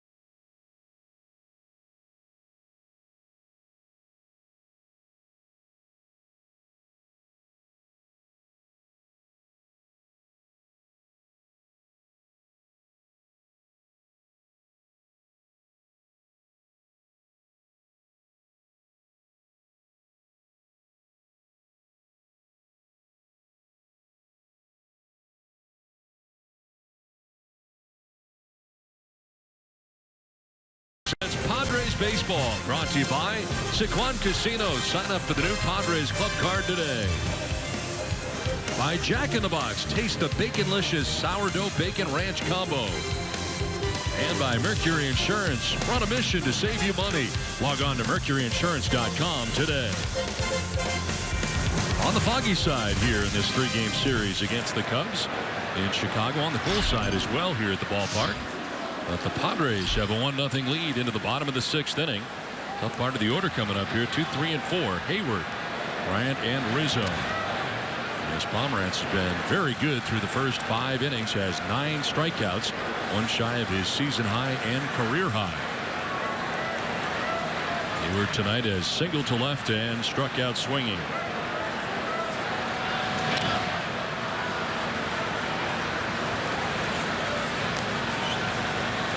What do you like from Drew Pomerantz so far tonight? I like the command, and it has a lot to do with the fastball, what he established early in this game. But the curveball comes into play, racking up the strikeouts, but different looks and different shapes with that curveball. This is a jolt out to deep left field. Upton Jr. going back onto the track to make the catch over the shoulder and right in front of the ivy for the first out here of the 6th inning. Well, Hayward makes a little noise here with a fly ball to deep left field, but Upton quickly back there to reel it in. He's playing a very good left field. You're exactly right, Don. I was just going to say this, and you think about what Upton Jr. has done. You see the swing by Hayward. It's the second time he's taken that opposite field approach. But Melvin Upton Jr. playing a really good left field, especially into the gap and going against that wall. That's been the difference maker defensively, along with John Jay. Here's Bryant on a check swing grounder. Ends up fouled outside of first. Kia in the driver's seat. It's been Drew Pomeranz so far through 5 1/3 innings tonight, allowing 3 hits, got 9 strikeouts to 2 walks, and so far has not allowed a run. Yeah, and you think about the mound presence that we always allude to. Drew Pomeranz is very comfortable, not only in a Padres uniform, but this opportunity in front of him being a starter again in the big leagues. Starting his career with the Indians and signing with them, getting traded over to Colorado. I don't think that was a great experience for Drew. Had to rely on some tough things mentally. And he went to Oakland. He had a spot starter and also out of the bullpen. Had some success out of the bullpen. And now you're seeing the Padres full circle coming back as a starter. And he has been excellent. It'd be very tough, I would think, to develop at the major league level as a pitcher and in Colorado. Yeah. And then mentally, and I've been in that uniform for 2 years. You see it ruin a lot of pitchers mentally more than physically. And look out. Almost diving into that was Bryant. Had to duck back out of the way.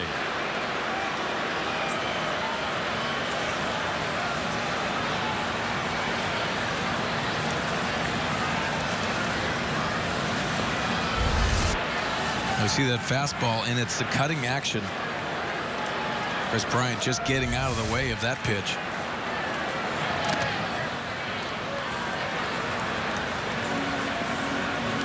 Full count now. And who had started in the outfield the first 2 games of this 3-game series, starting at third base. And there's Anthony Rizzo waiting on deck. 1 out here in the 6th inning.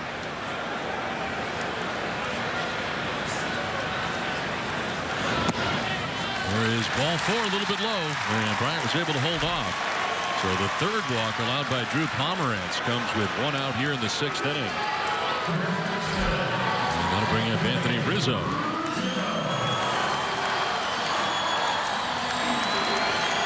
Rizzo grounded into the 4-6-3 double play in the 1st inning. And grounded out to shortstop in the 4th inning. 0 for 2 so far tonight. Dangerous, lot of power.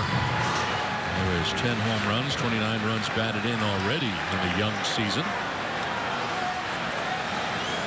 Padres in the shift on the right side. Adam Rosales, third baseman, on the right side of the infield as well. And Rizzo jumps on that first pitch and fouls it back. That's a good pitch.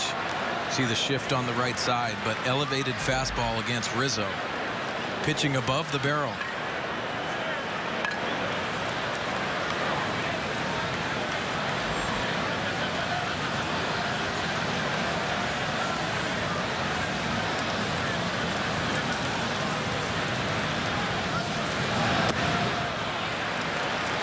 Strike now to Rizzo. He's around Dave Righetti, the pitching coach of the Giants, and he said, you have to be able to pitch above the loop. And what he meant about is that swing path of these hitters. You're going to have to pitch up in the strike zone effectively. That's what Drew Pomeranz has done. Rizzo hits it on the ground to first base. Myers with a bobble. He has time to recover to get the out at first, and he does. He was thinking about a double play there, though, and ends up kicking off and ends up a little bit to his right, but able to get the put out at first of Rizzo. Bryant takes second with now 2 down. You think about the adjustments that Will Myers has to do at first base. A new position for him. Looked like he wanted to tag first base and then throw to second to try to get Chris Bryant. He was headed to do that without the baseball. It just quickens up, and normally an outfielder, typically he has played the infield before. But when you get into that infield, it just gets so much faster, and the good ones have the ability to slow the game down. 2 down, Bryant at second base, and here is Jorge Soler. Soler takes a pitch for a strike. Why I say that, slowing the game down, and I think Will Myers is going to do that. He has really good hands, good actions over at first base. But at times the game speeds up a little bit. Worked so hard during spring training. Also on the footwork for the most part. Yeah, he's a very accurate thrower. He does a lot of good things over there at first base. Soler with a wild swing and a miss. Finds himself down 0-2.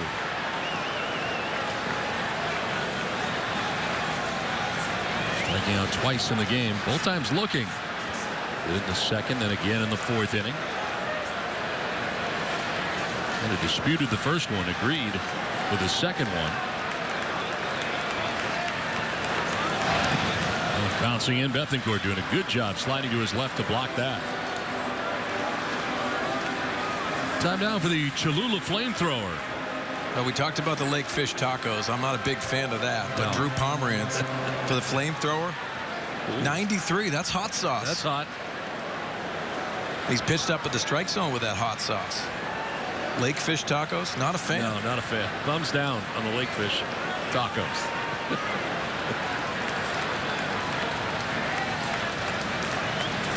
1-2 pitch. In the dirt, blocked again by Bethancourt. He's done a good job. He's been busy. He really has. There's Kevin Quackenbush up in the pen now for the Padres. First action we've seen down there. 100 pitches even now for Pomeranz, working with 2 outs in the 6th inning.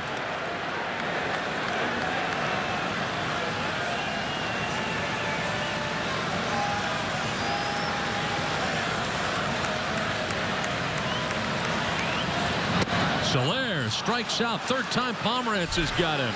And the Cubs leave a runner at second base. What a job by Pomeranz through 6 innings. Padres have a 1-0 lead.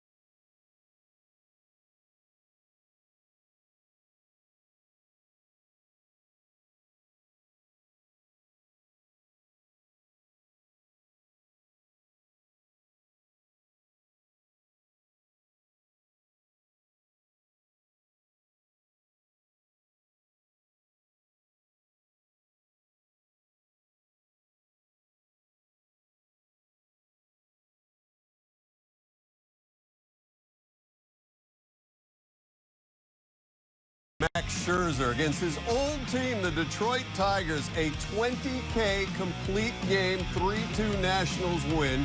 Scherzer, one of only 2 players in history with a 20 strikeout game and 2 no-hitters on his resume. Unbelievable. This guy came back tonight and he pitched against his former club. Unbelievable night, made history for himself and the team. That other player with the 20 strikeout game and 2 no-hitters, Randy Johnson. Back out to Wrigley, Don and Mark. All right, Mike, thanks very much. That's amazing. Yeah, and Scherzer. Think about what Max Scherzer did tonight. Top 3 hitters in a very talented Detroit Tigers lineup. Ian Kinsler, J.D. Martinez, and Miguel Cabrera. 9 strikeouts combined. And Matt Kemp leading it off here for the Padres, batting here in the top of the 7th inning. And a swing and a miss. Chris Kerry Wood. Flag here at Wrigley Field. One of those guys got 20 strikeouts. 20 strikeouts against the Houston Astros, and that was a dominating performance. Threw a lot of frisbees up there along with the power fastball. And a ground ball towards shortstop. Baez. A double pump, but he gets it there in plenty of time. John Lackey from Texas, and of course another Texan had done it twice, Roger Clemens. Yeah. Did he do it against Seattle? Did it against Seattle and did it somewhere else. Detroit, I believe. Well, pretty incredible night. You think about what Max Scherzer did against his former team. Jordan Zimmerman matching up against him. He signed the free agent deal this year, leaving the Washington Nationals. Upton swing at the first pitch, lifts a fly ball out to shallow center. Dexter Fowler coming in. And the Cubs center fielder makes the catch. 2 down here in the 7th. Lackey with one little hiccup there in the 5th inning. Otherwise, He's got everybody else. He had the home run by Bethancourt, the infield hit where he didn't cover first base in the 5th inning, and he's gone back to retiring everybody else that he has faced. Yeah, it's been first pitch strikes all night long. He's been dominating in that department. Started the game by retiring the first 14 Padres he faced. The home run, the base hit, and now he has retired the last 6 Padres that he has faced. Yeah, it was Detroit that second 20K game for Clemens. First one in '86 against Seattle, then 10 years later in '96 against Detroit in Detroit. Saw the first pitch strikes by John Lackey, 20 of 23. This gives you that option to do whatever after you get strike one. Expand the strike zone, and he has done that.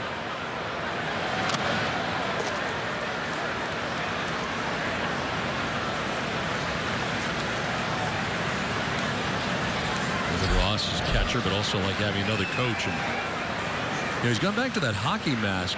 David Ross ended up with 2 concussions in the same season. Wow. And he thought that might be the end of his career there for a while because he was not coming back the way he wanted to. And back in 2013, and he went away from the hockey mask after that, went back to the more traditional mask. Yeah, and I was around Mike Matheny, the manager of the St. Louis Cardinals with the Giants at the time. Ended his career because of the concussions. One of those concerns, because you think about the impact that happens. See the mask, the hockey mask style that a lot of catchers are adapting to. Not a fun position when you're taking those foul tips. Saw Derek Norris today take a beating with the backswings of hitters, but foul balls really has that indication of how many concussions are around baseball. Derek Norris, 3 backswings today that we saw. They missed a couple. You never know. I mean, that was unbelievable. The head, the shoulder, and the arm. A 7-4 win today for the Padres, game 1. Have a 1-0 advantage here in game 2. And Alexei Ramirez batting, waiting on a 2-2. And a swing and a miss. Lackey strikes him out. 6 strikeouts for Lackey. It's 7th inning stretch time. 1-0 San Diego.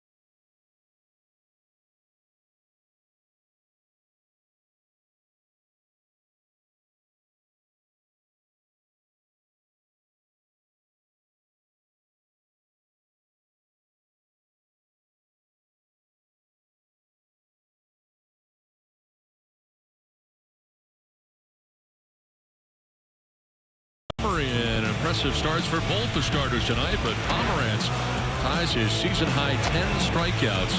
Only pitcher for the Padres to have 10 strikeouts in a game this year, and he has done it now twice. The offense coming from Christian Bethancourt, the home run in the 5th inning. The difference in this game, his 3rd of the year, and John Lackey was not happy with the way that he was not running initially out of the box. Lackey let him know about it, but Bethancourt coming all the way around. The only run of this game as we play on here to the bottom of the 7th inning. And a new pitcher on for the Padres. Kevin Quackenbush comes in. Kevin Quackenbush has pitched very well out of the bullpen of late. Good splits, both lefty and righty. His 19th appearance. So 6 innings, 3 hits, no runs allowed by Pomerantz. 3 walks, 10 strikeouts. Quackenbush to face Javier Baez to begin things here in the bottom of the 7th inning.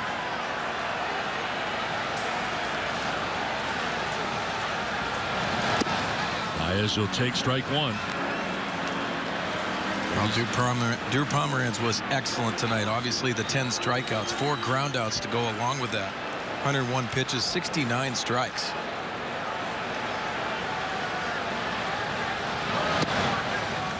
$37,828 on hand tonight for the night portion of the day-night doubleheader. 37,828.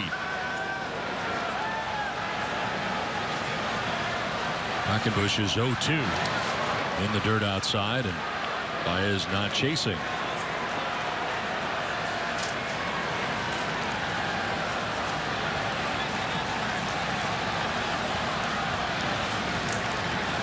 Other side, Lackey at 98 pitches, and there is action now for the Cubs in their pen.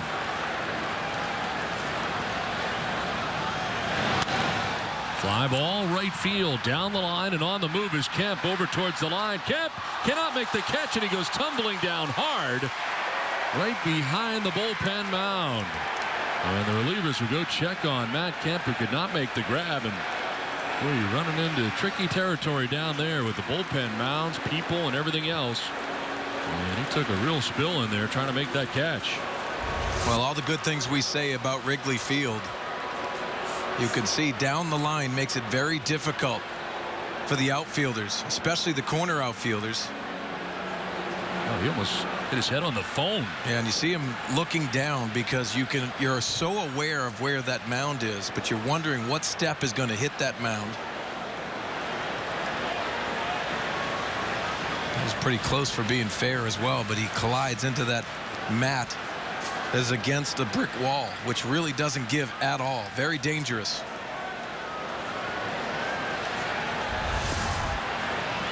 Baez gets another chance. Kind of running uphill there. Never easy.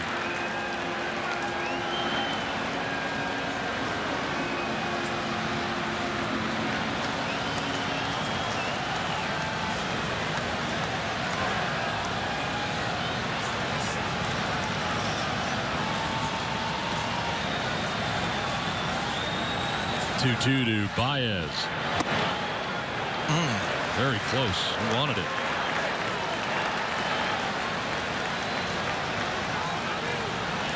Baez walking in the 2nd, struck out swinging in the 5th. Not alone in that category to strike out though tonight. Pomerantz with 10 in the game. Swing and a miss, and he blows that one by him for strike 3. Saturday, MLB on FS1 is back with another doubleheader starting as Jose Altuve and the Astros take on David Ortiz and the Red Sox. Then AL Central rivals collide when the Twins square off against the Indians in a game you can only see on FS1. It all starts at 9:30 Pacific on FS1 or watch it live on Fox Sports Go. One down here in the 7th inning, 11th strikeout for Padres pitching in the game, and Tommy La Stella the batter. Stella grounding back to the mound in the 2nd. Single to left field in the 5th.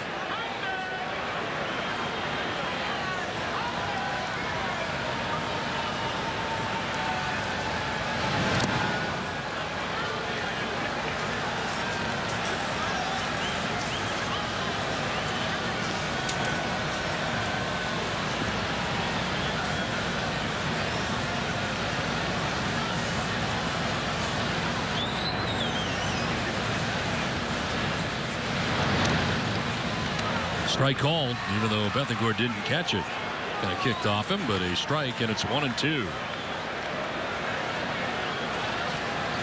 It's the hitter. You turn around and see where that ball ended up, and catcher doesn't catch it. Doesn't look much like a strike. Yeah, and it was right at the bottom of the strike zone, and I think Bethancourt was trying to frame that pitch. See number 3 on our Fox Tracks by Nissan. A curveball by Quackenbush catches that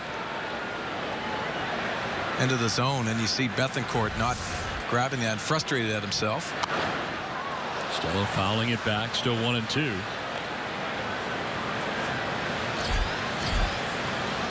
Here's the box score for the Cubs tonight.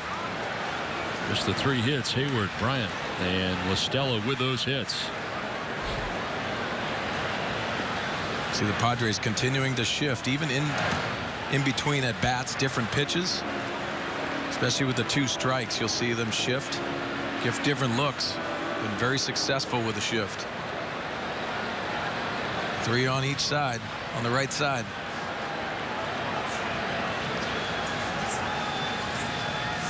Two pitch to LaStella. And a fly ball headed out towards short left. In comes Upton Jr. He's calling and catching out number 2 of the inning. This copyrighted telecast presented by the authority of the San Diego Padres. It may not be reproduced or retransmitted in any form, and the accounts and descriptions of this game may not be disseminated without the express written consent of the San Diego Padres. 2 down in the 7th inning. David Ross, the batter, struck out in the 2nd inning, walked in the 5th inning.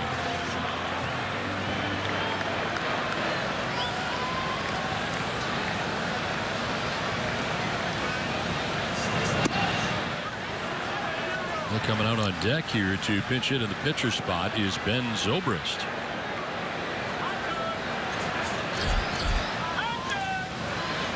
Nine-game hitting streak and big day today in the first game. Ross takes a hack and fouls it back. Mentioned that John Lackey had 98 pitches through the first 7 innings, and Zobrist has come out on deck for him. They've had Carl Edwards warming in the pen for the Cubs. Quackenbush working here with 2 down in the 7th inning.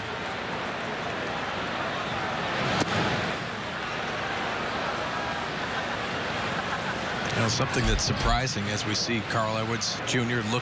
getting loose in the bullpen. John Lackey, known as the workhorse, he's only gone over 1 time over 100+ pitches in his 7 starts.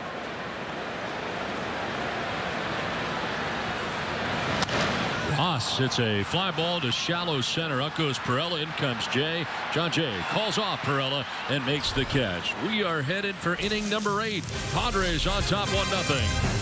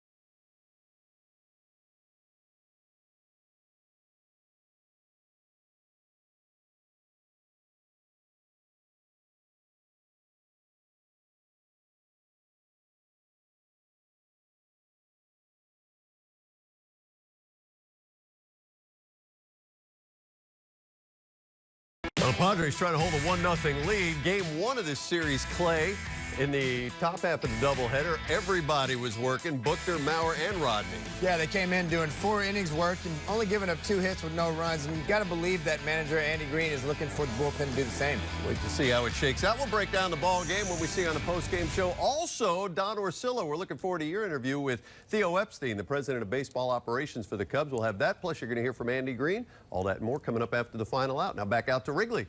Don and Mark. All right, Mike, thanks very much. Well, Matt Kemp taking inventory on his body after coming back after that crashing, diving bid out there in the bullpen area. And he appears to be okay as Christian Bethancourt leads it off here in the inning for the Padres. And John Lackey back on the mound. His spot in the order did not come up. And Lackey now facing Bethancourt, who he was not happy with after hitting the home run, yelled at him to run the bases faster. As Bethancourt was late getting out of the box. Kind of admiring what was a towering home run to left field. Well, had a perfect game going into that at bat, and that was an absolute bomb. So adding to the frustration, it's an intense game, and this is a pitcher that brings intensity to every start. Strike called. And this was the Cricket Wireless home run here for Bethancourt. And you see Lackey yelling in his direction as Bethancourt fouls it back to the screen.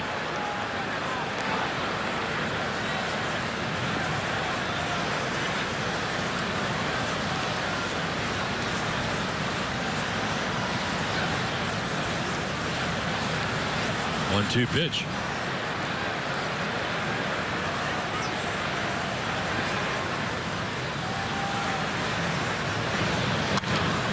Fouled off to the right, out of play. Well, the better the Lackey is, you sometimes wonder whether or not he would come back and try to retaliate here at Bethancourt. But this is a 1-0 game. He doesn't want to do that. Not the right spot. Not the right spot, especially a leadoff hitter.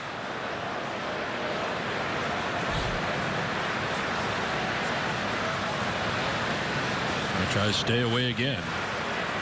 And a grounder back up the middle into center field. A base hit for Bethancourt. Right by Lackey and into center. And Christian Bethancourt has his second hit of the game.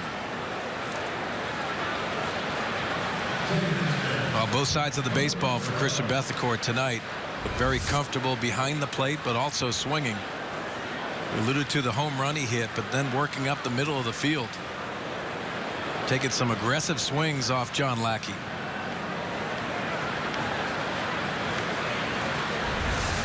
Lead runner on here now for the Padres in the 8th inning. First time they've had a lead runner on in the game. And Jose Perella, the batter, you are working towards the bottom of the order. Well, they swing and a foul back to the screen.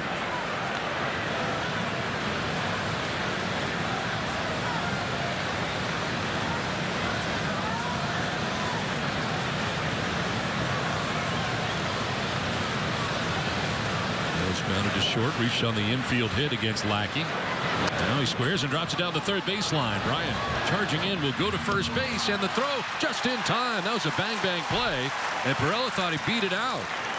Pointing into the dugout for them to challenge it, but we'll see if the Padres are going to. The bunt bid there, 5-3 on what is right now a sacrifice. And we'll see whether or not he beat this out or not. Waiting for the replay, and Andy Green also waiting. Well, nice bunt by Perella. And good on the defensive side as well. Getting down that line very fast. And he immediately looks at the dugout. But they are not going to challenge his play.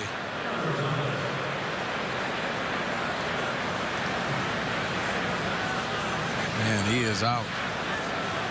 Very close.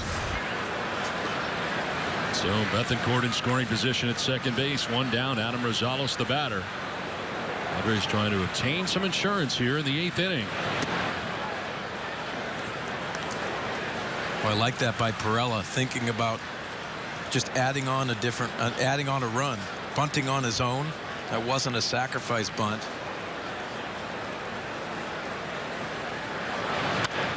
Well, check swing grounder back to Lackey. Looks to runner back at second and throws to first for the out on Rosales. 1-3 on the putout.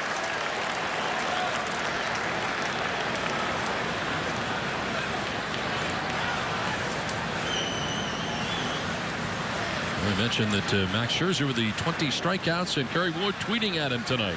Congratulations to Max Scherzer on an impressive and dominant performance tonight. Welcome to the club. Hashtag filthy. Yeah, that is filthy. And Kerry Wood was, especially on that day against the Cubs, but pretty classy move to tweet that to Max Scherzer on a night that he'll always remember. Well, the first game's hero, Brett Wallace, pinch hitting here in the pitcher's spot, has a chance to add on to a Padres lead.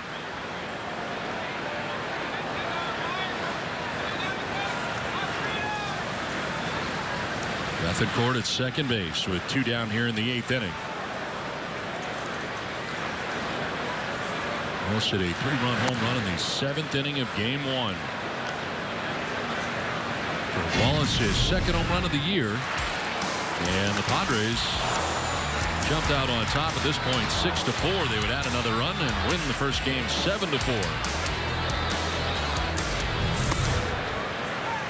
Strike in there. And it's a ball and a strike now to Wallace. Well, with the extended playing time, with all the injuries in the infield, Brett Wallace has had an opportunity to get a lot of much needed at bats. Big home run, as we just saw. This helps in these pinch hitting situations.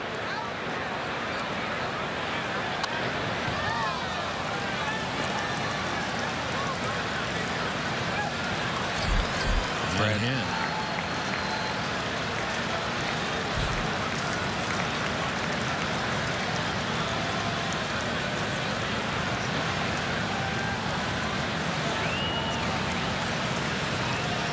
Two down, Bethancourt at second base. Wallace taps that foul and it hangs at 1-2.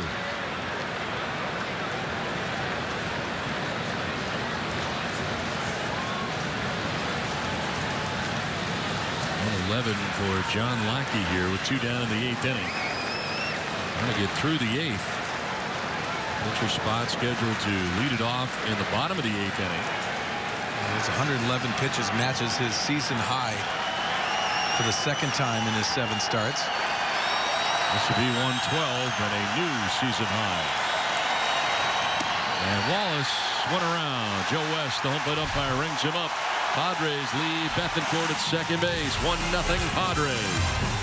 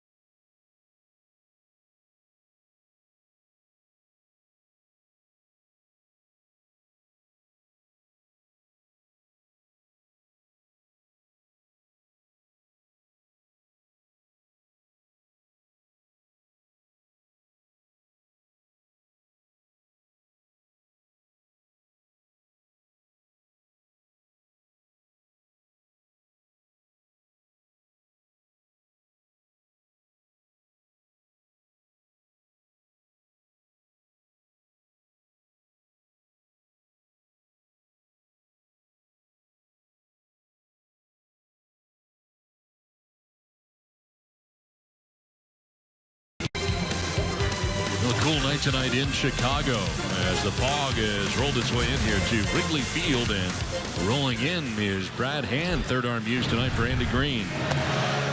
16th appearance for Brad Hand, and in to face Zobrist, who's leading off and pinch hitting for Lackey. And you wonder why, because we've seen Zobrist be very good in this series, especially from the left side, a switch hitter. Have to face Brad Hand from the right side.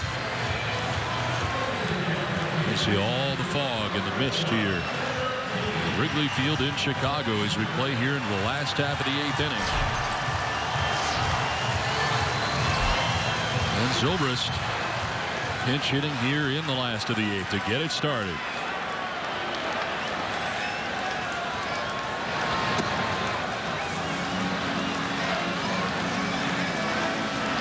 Zobrist 1 for 2 in his career against Brad Hand. Who led off in the first game, was on base 4 times. 2 walks, 2 hits. Those singles.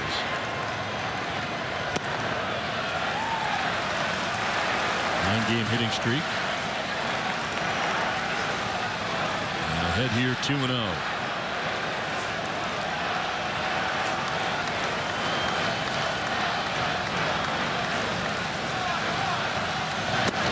Zobrist will take the strike, and that's right down the middle. He's ball at 92. He's blowing out now at the moment. Kind of a swirling wind here tonight. Zobrist, a hard swing there, grounding it foul by the Cubs dugout.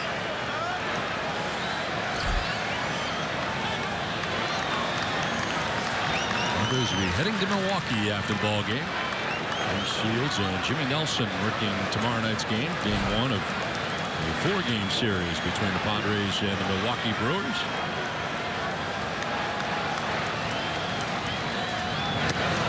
Zobrist will strike out as Joe West rings him up. He didn't think so. Thought it was inside, but it's strike 3, 1 down in the 8th.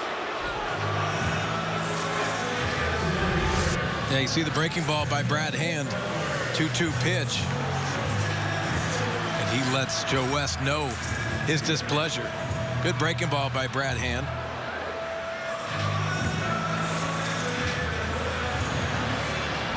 One down here in the 8th inning. Dexter Fowler, the batter.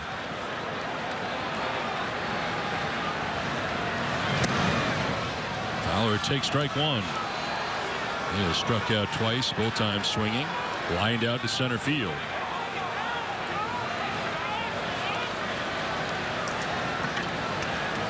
Padres pitching has retired 6 Cubs in a row. Palmer had 6 shutout innings, 10 strikeouts. Kevin Quackenbush, 1 shutout inning, 1 hitless inning, struck out a batter.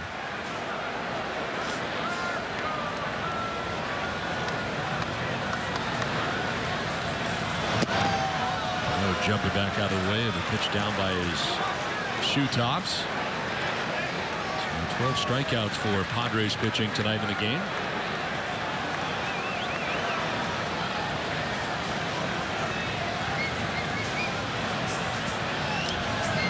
Fowler grounds it foul outside of third. 2-2. Fowler now and Hayward waiting on deck.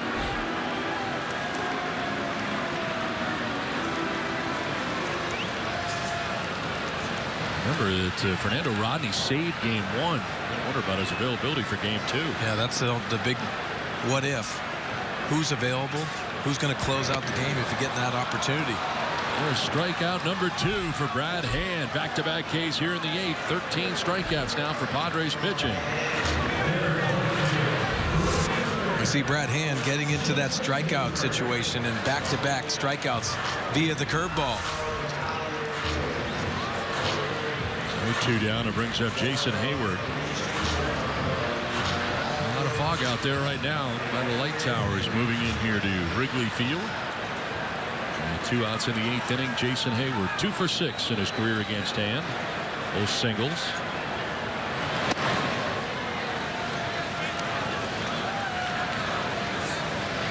At the same time as last night when it started to roll in.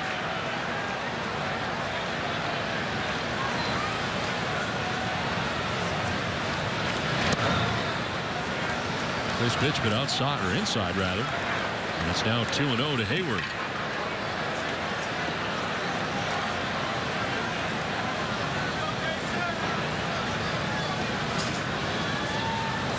With a single back in the first inning, a 1-for-3 night. And ahead in the count, 3-0.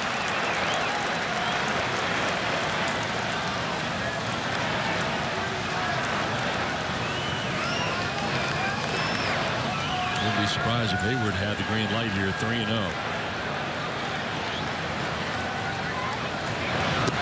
He'll take ball 4. Down to first base he goes with 2 down in the inning. First walk allowed by Hand. 4th walk tonight by Padres pitching. And it gives Chris Bryant an opportunity. Green switching around his defensive alignment here. They're going to shift on the left side on Chris Bryant. Yeah, all on left side for Chris Bryant, but also Brad Hand has to worry about Jason Hayward, who also has stolen base ability.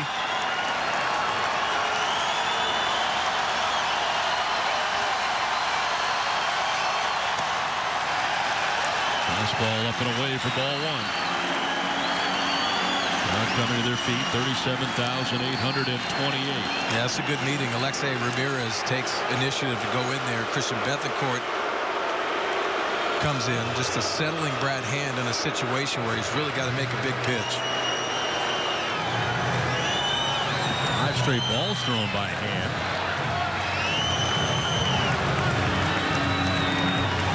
Full pitch walk to Hayward, now getting behind Bryant.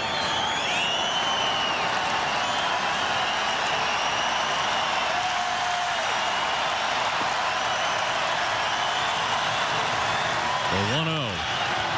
Bryant will take it, and that's a strike right on the outside edge. That's a perfect pitch. You see our Fox tracks by Nissan. In that top part, they've elevated the fastball against Bryant. Got to locate that breaking ball as well. Bryant will pop it up left side of the infield. The shift was on. It's Alexei Ramirez, equidistant between second and third, and he drops the ball. Drops the ball, and everybody is safe. Ending up at third base is Hayward. Bryant will reach it first.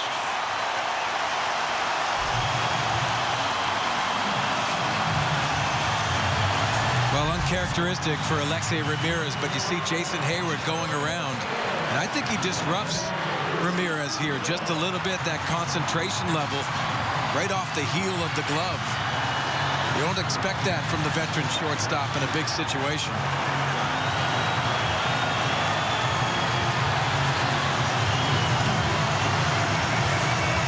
So a big Padres miscue right here will give Anthony Rizzo a chance. And balls to the pitching coach out there to talk with Hand.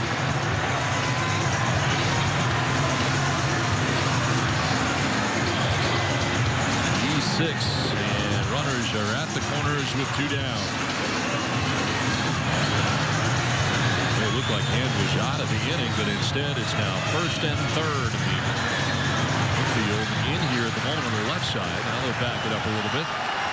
Anthony Rizzo 0 for 3. Grounded out 3 times.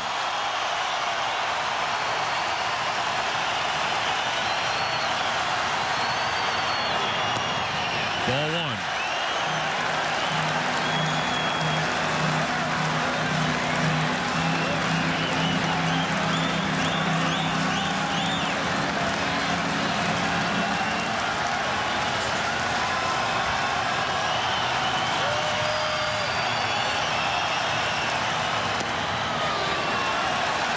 Pitch, but he didn't get it. 2-0.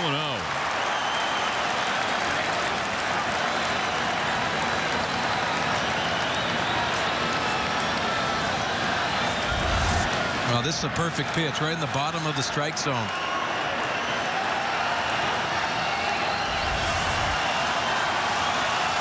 See here on our Fox tracks by Nissan, right on the bottom part. In the dirt, Bethancourt grabs it, but it's now 3-0.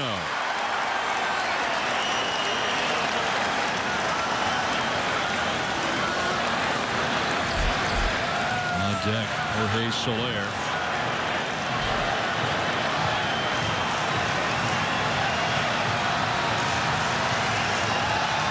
Tying run 90 feet away. Go ahead run at first base. 2 down in the inning. 3-0 pitch. Inside, almost hit him, and that's ball 4 to load the bases. Second walk of the inning given up by Hand. And the bases are filled with Cubs with Soler coming up. Well, Brad Hand hasn't looked comfortable against the lefties, both Jason Hayward and also Anthony Rizzo this inning. but has pitched well to the right-handers. There against lefties at 130, 208 against right-handers. And with the lefty Brad Hand right now, with 2 down in the 8th inning. And the game here in the balance.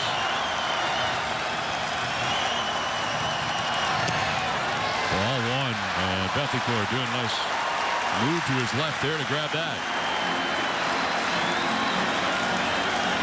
Hayward at third, Bryant at second, Rizzo at first with 2 down here in the Cubs' 8th inning. Cubs have gone 0 for their last 15 with runners in scoring position. There's Tom Paul.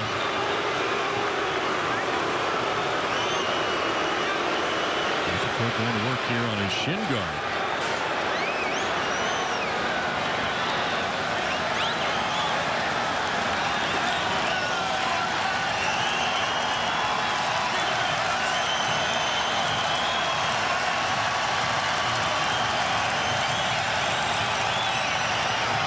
Soler with a big swing and a miss. Fastball at 93 by him. Well, perfect 2-seam fastball by Brad Hand.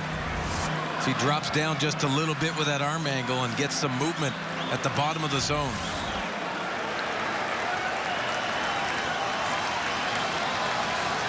Soler will expand the strike zone. 1-1 pitch. Soler grounds it foul and is down 1-2. Another fastball, and that one a little extra on it at 94. So the battle right now between Brad Hand and Jorge Soler. Padres holding on to a 1-0 advantage. The Cubs have the bases loaded without a benefit of a hit in this inning.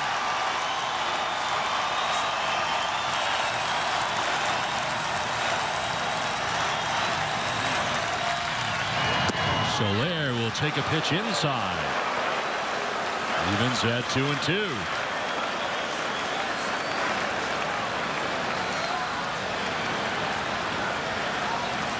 I think he's going back to that breaking ball. That's been his best pitch this inning. Down and in to the righties. 2-2 pitch. Soler strikes out and Hand gets out of the jam. The Cubs leave him loaded in the 8th inning. So he works his way around the error by Alexei Ramirez at shortstop and striking out the side, as it turns out, his Hand, but none bigger than that one. 1-0 Padres.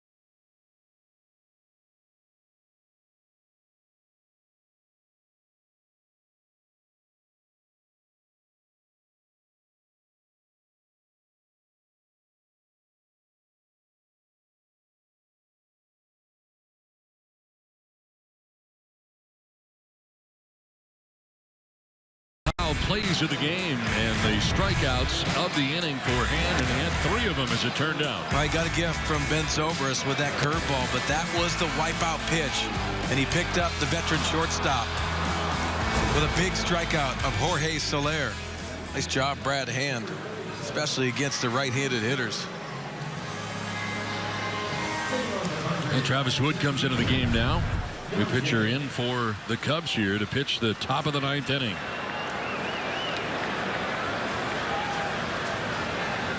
Top of the order for the Padres, and John Jay lines one out to left field, and Chris Bryant just moved to left field in a late lunge, but he makes the grab out there for the first out. Oh, almost got by him. Right now in left field, a change in the infield as Tommy La Stella has moved to third base. And staying in the game is Ben Zobrist at second base.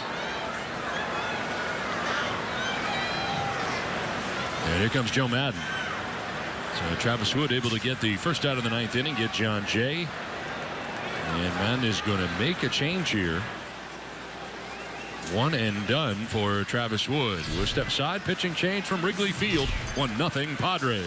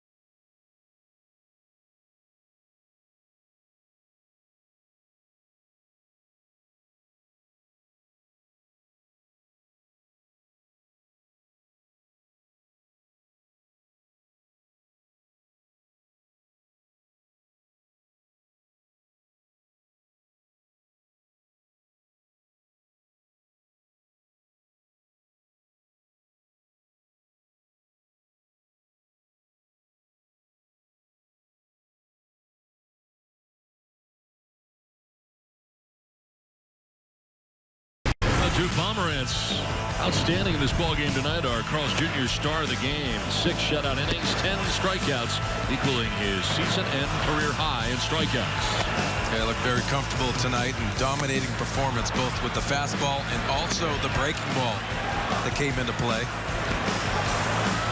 Frustrating these Cubs hitters. One down in the 9th inning. The closer in now for Joe Madden's Cubs, Hector Rondon. Hector Rondon converted his 7th save of the season last night. He struck out 20 of the 41 hitters he has faced.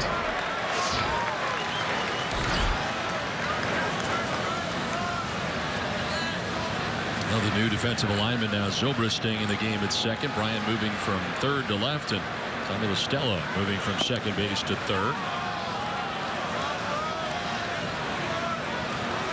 Myers had 2 hits today, 0 for 3 in the ball game tonight, and Alexi really has been beating himself up on that drop ball on the left side of the infield last inning. Taking it pretty hard over there. Well, the ultimate professional, and obviously did not try to make that error, but Brad Hand picking him up with the big strikeout of Soler. As we see Fernando Rodney loosening up for that save opportunity. Only 11 pitches in the first game. 1-2 pitch, and Myers will strike out looking. Second out of the 9th inning. Myers says some stuff to Joe West on the way by.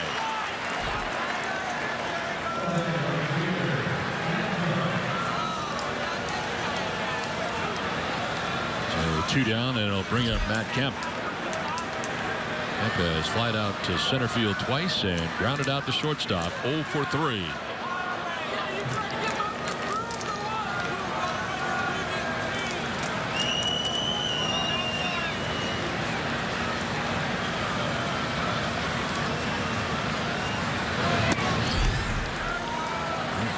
Myers and Kemp, 2 3-hitters, really the top 3 hitters for the Padres order. Jay, Myers, and Kemp collectively 0 for 11 in this game.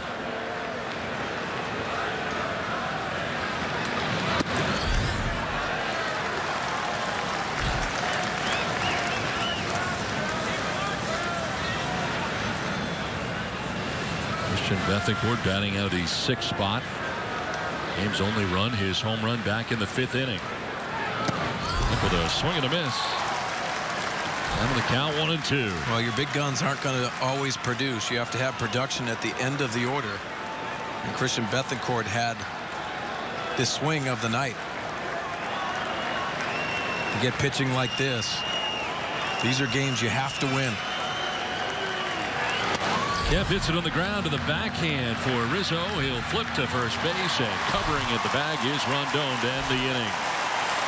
Well, it is Fernando time. When we come back, Padres have a 1-0 lead. He's already got 1 save today, trying to make it 2. We'll find out back at Wrigley after this.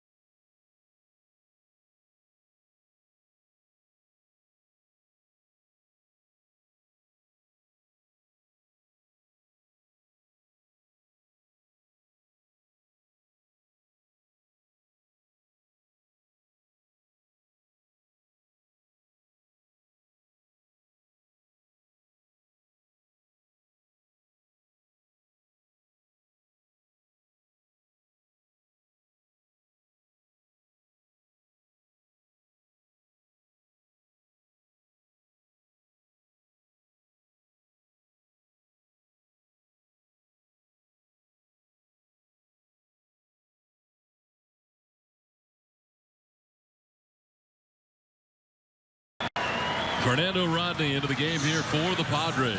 Got his 9th save of the year in game 1. And a 1-2-3 9th inning, getting Kalish, Baez, and Russell. The final out was a ground out by Russell to the shortstop. And save number 9. Now Fernando looking for his 2nd save of the day. Here are the numbers, looking for another save.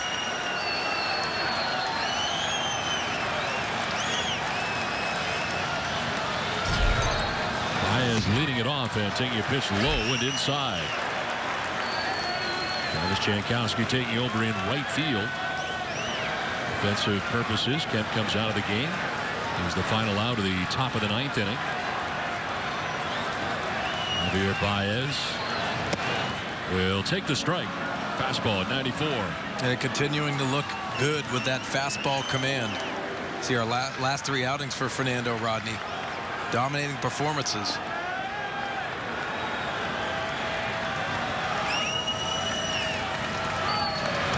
Swing and a miss, off balance, and look at that changeup. Yeah, first pitch, changeup out of the strike zone, then the fastball on the bottom part, and then the last pitch, you can see the changeup. Doug Bachler, the bullpen coach, has really been a huge influence. Even when this has been his plus pitch, he has refined that grip just a little bit and has more command with that. Grounded up the middle, and it'll find its way into center field. A leadoff base hit for Baez to open up the bottom of the 9th inning.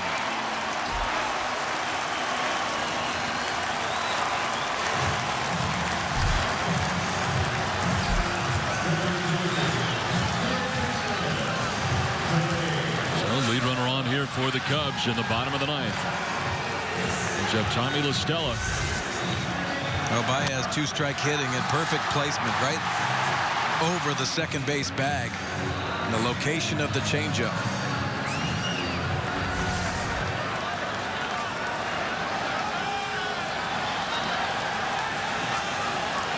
Estella has grounded out, singled, and flied out. Pitch up and away for ball one on the fastball.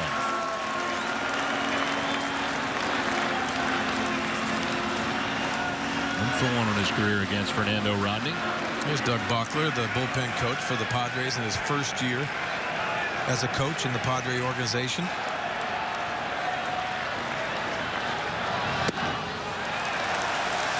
Didn't get the call, and it's 2-0. Joe West calling the balls and strikes. Well, the Cubs left the bases loaded in the 8th inning. As Hand get out of that jam, striking out Soler. Rodney has given up a leadoff base hit in the 9th. Now a 2-0 pitch. Estella hits it on the ground. It is a foul ball. Right down the line and gets by Myers, but a foul ball. Ball made by Kerwin Danley, first base umpire. Well, big situation. You don't get off the bag too far, especially in this situation. You want to limit those doubles down the line. Kerwin Daniels with the call. Excuse me, Danley.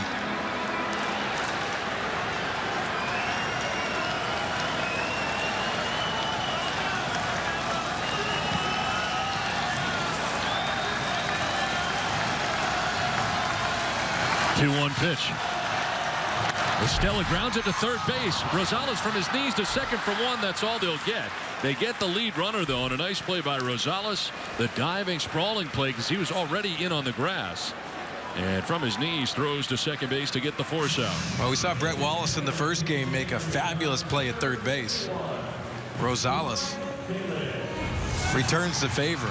Off the left-handed batter's bat, you can see him slicing, and that's wet ground. Nice out at second base.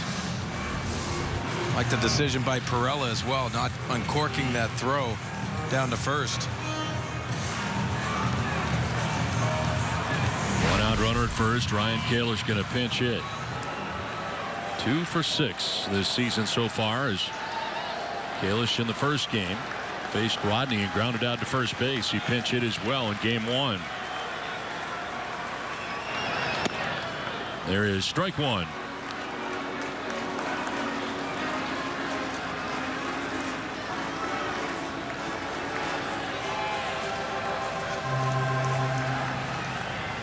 Tying run at first base right now for the Chicago Cubs here in the 9th inning. Framed by Bethancourt, but that is outside.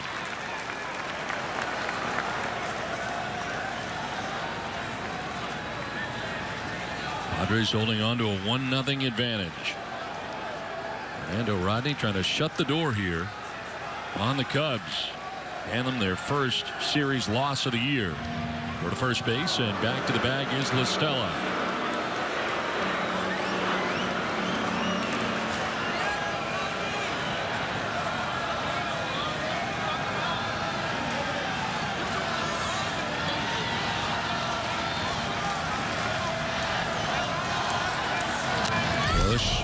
Fouls it back. Almost got a piece of Zobrist waiting on deck. Back-to-back fastballs by Fernando Rodney. The unpredictability of what he is going to throw. It's always in the back of the mind of these hitters with that changeup. It's an out pitch that embarrasses you.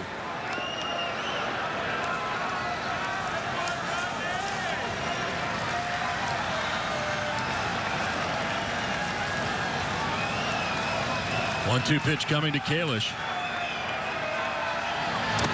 In the dirt, and Bethancourt able to gather it. 2-2.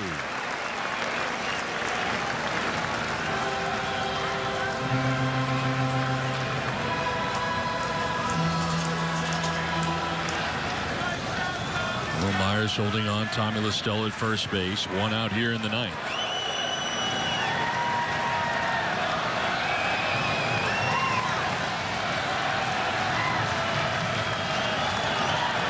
Runner goes. Kalish hits a ground ball to second base. He'll stay out of the double play, but they get him at first. So they start the runner, and that is a huge play as it turns out.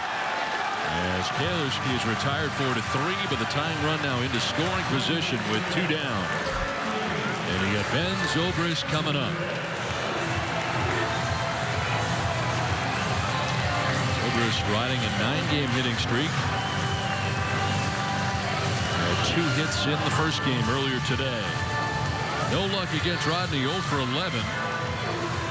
Former teammates at Tampa Bay. See also Fernando knows exactly what Ben Zobrist has been doing in this series. Zobrist still takes strike 1. Well, that first pitch changeup for a strike is so important.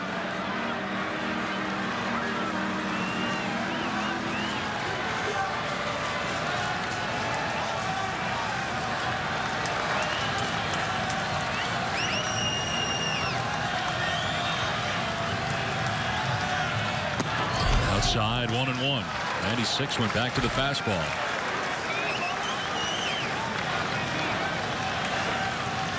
Mid-90s on the fastball, low 80s on the changeup.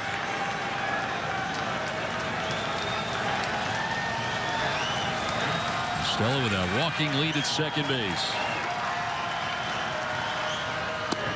Down and in, 2-1. Oh, with the base open, Fernando Rodney knows he has so many options. He can pitch around the strike zone, especially with how hot Ben Zobrist has been, especially on the left side.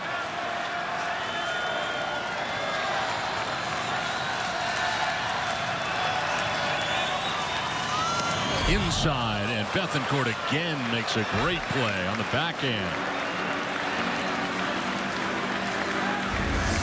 Yeah, set up away, and this fastball goes in and almost has that cutting action. Very good play by Christian Bethancourt. But the tying run from getting 90 feet away. There's LaStella at second base. Rodney is falling behind Zobrist, 3-1. Zobrist with a swing and a foul at the plate. Full count.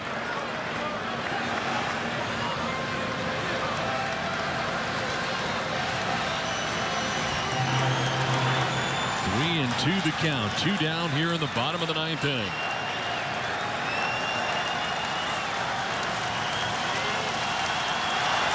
Biggest pitch for Fernando Rodney in his Padres career.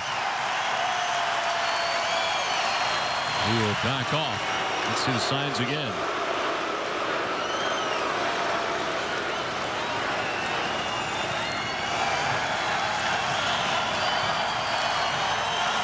The 3-2 pitch. Line foul in behind the Cubs dugout. Well, he got behind that fastball. 97 miles an hour on that fastball. I think Zobrist was trying to cover both pitches, both the fastball and the changeup. That's the reason why he's behind that 97-mile-an-hour heater. So we'll do it again. 3-2. This will be the 20th pitch of the inning for Fernando Rodney. I think it sets up the changeup. He backs off again.